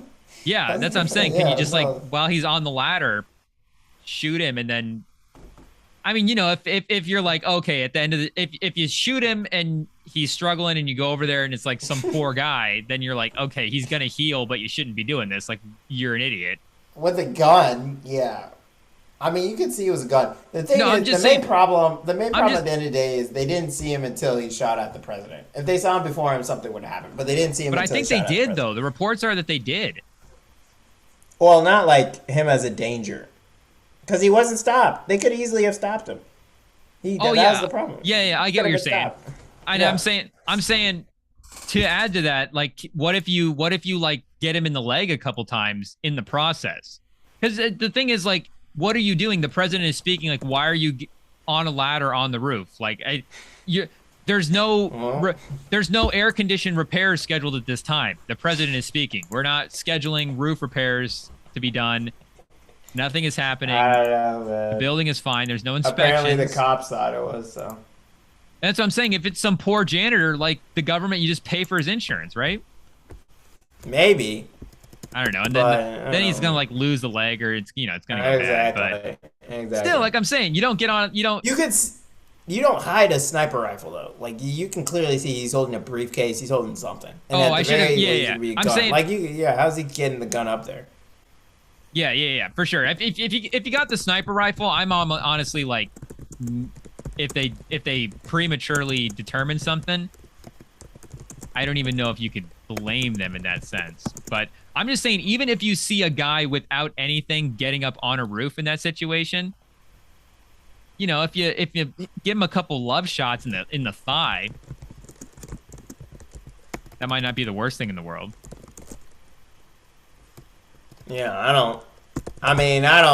For me, the main thing is that he was not spotted until he was pretty close to shooting or after he was shot. From someone who actually cared. Because apparently the officials there didn't. Because people were telling them, and they didn't care enough to stop him. So, I don't. Yeah, someone had to get fired. So Yeah. I'm sorry it had to be her. The director. Sorry, but someone had to get fired. No, yeah, coaches lose games coaches get fired if they go like 2-14. So the president almost dies. You got to go. The former president almost dies. Yeah. Let's see. I think. Yeah, I don't know how we got from soccer to this, but I think that is about it for the pod. Shout out BETSTAMP. Shout out DRF Sportsbook in Iowa, and also Pure Vita. And no shout out this week for Pura Vida. Yeah, I don't. I may have gotten an order, may have not received the said order, and may have had to send multiple communication to get my order. So Pure Vita, please do your job. It's been a week, you know. This is not even Sam like asking for something. This is like a customer. No. Yeah. This is not even This is not even one of your, people on your side. This is just a customer not getting his order. What's happening here, Pure Vita? Pure Vita, you're sleeping on the couch tonight. Simple as that. But that should be it for the pod. Make sure you check during the week. I may be joining with a guest. So keep an eye out for that. And then, of course, Friday we are back.